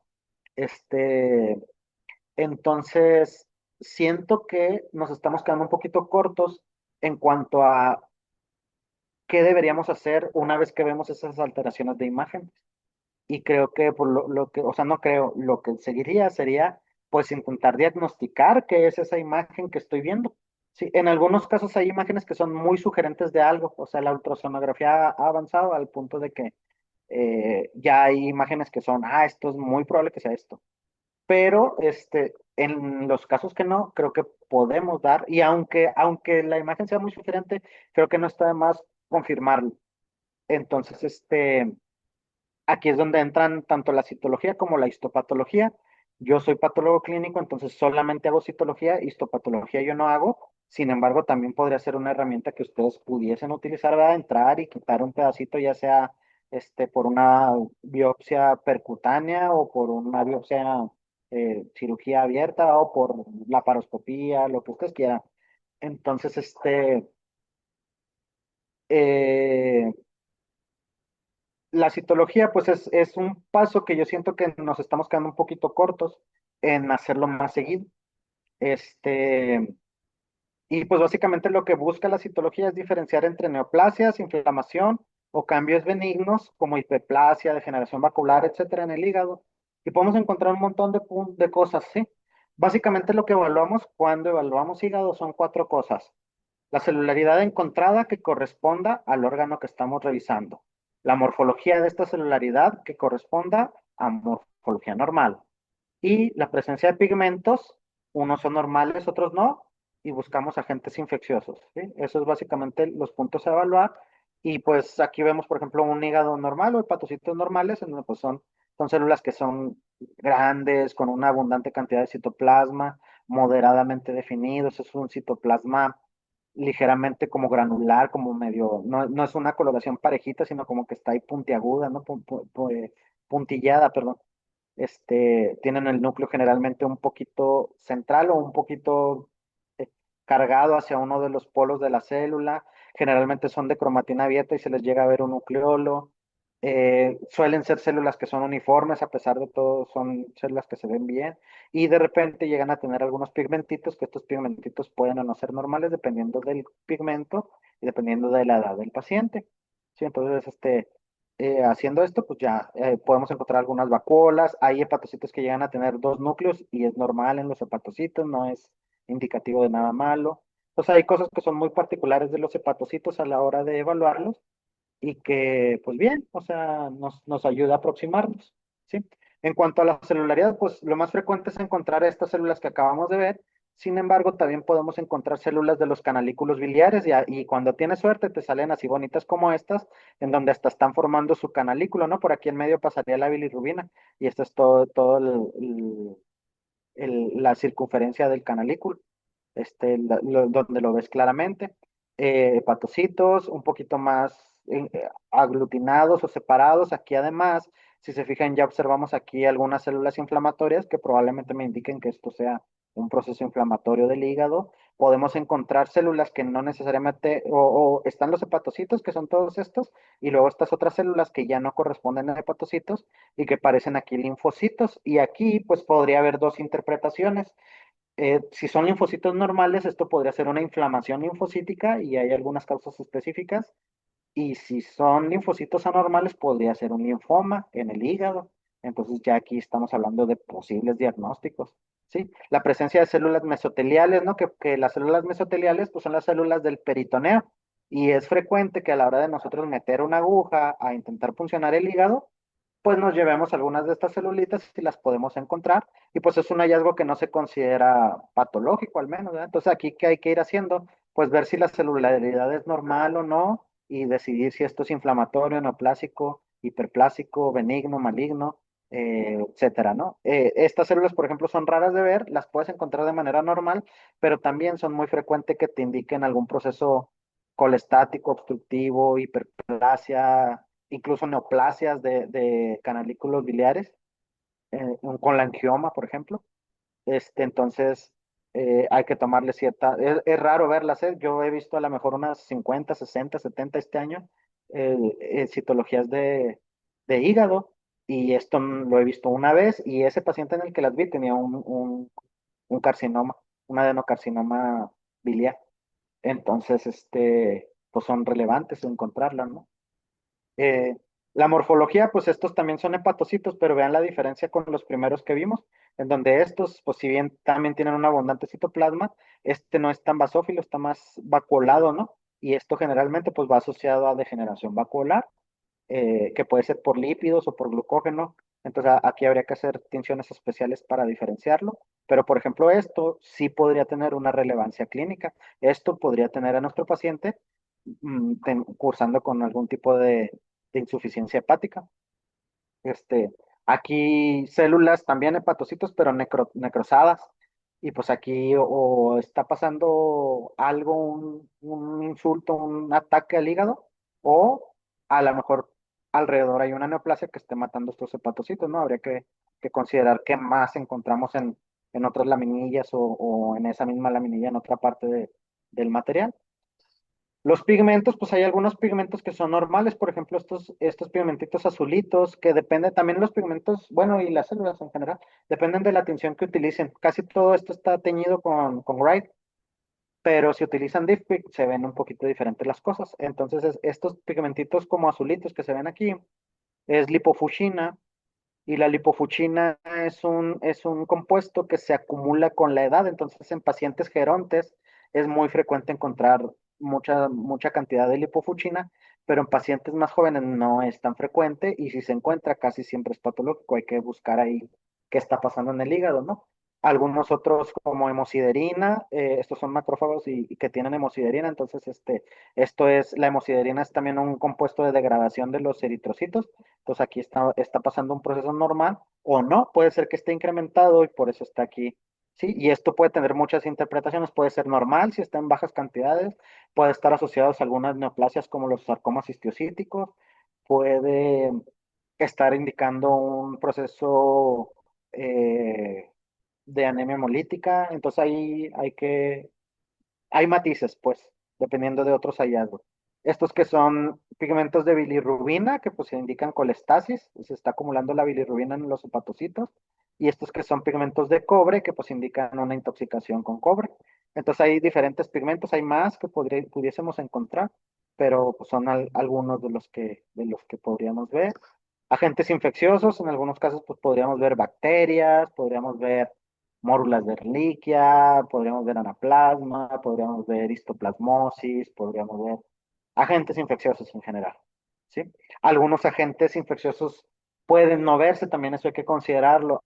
Por ejemplo, leptospira, si bien es un agente infeccioso que afecta directamente al hígado, se requiere de tinciones especiales para su observación. Entonces, en una tinción de rutina no la vamos a ver. A lo mejor vamos a ver la inflamación y vamos a ver el daño, la necrosis que pueda estar en el hígado, colestasis si es que aplica, todos muchos hallazgos, pero no vamos a ver la bacteria, porque la bacteria va a requerir que hagamos una tinción especial de plata para poderla identificar. Entonces ahí generalmente una histopatología suele ser más fácil de diagnosticar este tipo de hallazgos, porque pues tienen el bloque con más material que pueden hacerle varias tinciones y entonces encontrar el agente infeccioso si es que eso fuera el caso, ¿no? Y artefactos que también de repente, esto por ejemplo es gel del ultrasonido. Cuando ustedes utilizan el gel en el ultrasonido, pues se queda manchadita ahí la piel, ¿no? Y por ahí mismo introducen la aguja, pues esa aguja se llena del gel del ultrasonido, y cuando hacen su citología, pues ahí está el gel del ultrasonido y pues un artefacto. Es normal, ¿no? Hasta cierto punto. Y pues por mi parte sería todo. Igual que Carla, les quiero agradecer pues el tiempo, la paciencia, el, el apoyo al laboratorio, a las pláticas, y pues esperamos el otro año. Ya estamos empezando ya a planear las pláticas del próximo año. Vamos a también a hacerles llegar una encuesta para que nos ayuden a decirnos de qué les gustaría escuchar las pláticas. La intención para el próximo año es que haya un equilibrio entre pláticas con un enfoque más clínico y estas pláticas que son con enfoque más de laboratorio, ¿no? Entonces vamos a buscar un equilibrio ahí entre esas cosas. Entonces probablemente lo que estamos intentando o estamos pensando, a ver si nos sale, es una, una plática. Van a ser ya dos pláticas mensuales, y va a ser una plática clínica y una plática de laboratorio que sean de cosas relacionadas. Esa es la intención. Y la plática clínica, pues vamos a tratar de que sean clínicos los que les den la plática, porque pues si bien yo sé cosas de clínica, pues no las ejerzo todos los días, ¿no? Entonces a mí me parece importante que sean ustedes mismos quienes se retroalimenten, y luego ya yo les ayudo con lo del laboratorio. Entonces, va a estar esa encuesta, todavía no la hacemos, pero yo creo que la próxima semana o a más tardar en 15 días esa encuesta les va a empezar a llegar. Les agradecería muchísimo que me ayudaran con esa encuesta, y pues básicamente la idea es eso, ¿no? Que escucharlos para poderles ofrecer una serie de pláticas de mayor interés, de mayor calidad, de mayor lo que se pueda, y pues mejorar y pues seguirles dando un mejor servicio. También estamos trabajando en tenerles más pruebas. Ya se viene, por ejemplo, lo de animales exóticos. No sé cuántos de ustedes se dedican a exóticos, pero es algo que tenemos ya casi listo. Y las pruebas de funcionalidad hepática, los marcadores cardíacos. Los marcadores cardíacos ya estarían, nomás que ahí nos tienen atorados los proveedores. Entonces, igual, paciencita con esto y van a ver que vamos a ir poco a poquito dándoles más herramientas para que hagan mejor medicina y mejores diagnósticos. ¿No? Y pues ya no sé si tengan alguna duda, comentario, queja, sugerencia, que la quieran escribir o que la quieran decir en el chat.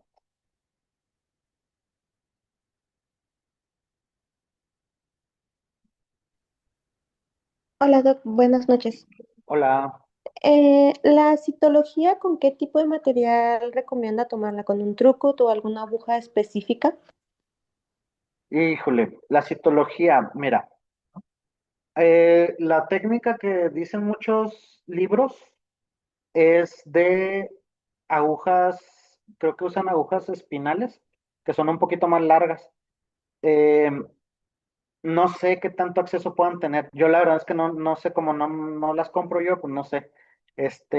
Nosotros en el hospital aquí donde trabajo actualmente no las conseguimos tan fácil, entonces algunas veces lo que uso es un catéter, así un catéter de venopunción, para que esté un poquito más largo, un catéter rosa, un catéter que esté un poquito más largo, es el punto, para que alcances a llegar por el hígado, porque va a depender mucho de el tamaño de tu paciente, de dónde está localizada la lesión, ¿verdad? Y por dónde sea el abordaje ecoguiado para ver pues el tamaño de la aguja. Y yo creo que básicamente lo más importante es que tu aguja llegue al sitio que quieres funcionar. Eso es lo más importante. Y para eso lo importante es la longitud de la aguja. ¿Qué otras técnicas se pueden usar? Se puede usar, por ejemplo, técnicas conjuntas. Si, por ejemplo, tú entras a cirugía y le quitas un pedacito del óvulo hepático para mandarlo a histopatología, a lo mejor vale la pena que hagas unas improntas para tener resultados más rápido y mandes las dos cosas. Una citología para que te la tengan en 24, 48 horas, dependiendo del patólogo, y y la biopsia para que se tarde lo que se tardan, que normalmente se tardan por ahí una semana, 10 días, 12 días, dependiendo también de la carga de trabajo del patólogo. Entonces,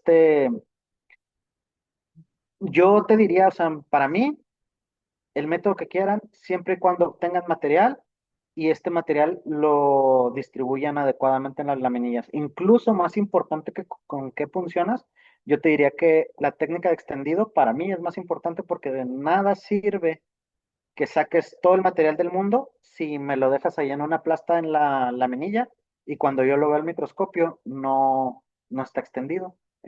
Por ahí tengo una plática de citología, no sé si entraste, doctora. Si no, nos dices si te hacemos llegar el link. Todas estas pláticas las subimos a YouTube también. Entonces, nos dices y te las hacemos llegar para que le des una revisada en donde hablamos un poquito más de esto de funcionar, extender, cuándo escoger qué extendido, cuándo escoger qué material. No hablamos específicamente de hígado, hablamos de citología en general, pero yo te diría que con que llegues hasta el sitio que estás viendo con el cambio ecogénico, que eso es muy importante, ¿no? Que si tú estás viendo el hígado y muy puntualmente un foco de cambio de ecogenicidad, ese es el sitio que tienes que muestrear. Porque si muestras cualquier otro sitio del hígado, pues muy probablemente el hígado vaya a salir normal, la muestra vaya a salir normal. Y no quiere decir que el paciente no tenga nada. Quiere decir que pues la muestra que mandaste no tenía nada. Entonces, eso yo consideraría más importante que muestres el sitio adecuado, que tu aguja llegue hasta donde tiene que llegar y la técnica que tú prefieras, con la que tú te sientas más cómodo. Y la calidad del extendido que sea adecuada. Yo le daría prioridad a eso.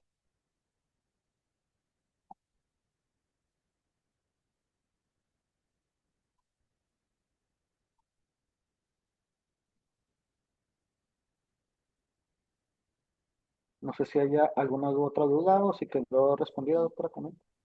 Buenas noches, doctor. Ujú. Nada más para, no supe si lo mencionó, pero para ver si usted considera que la urea pudiera ser un indicador de falla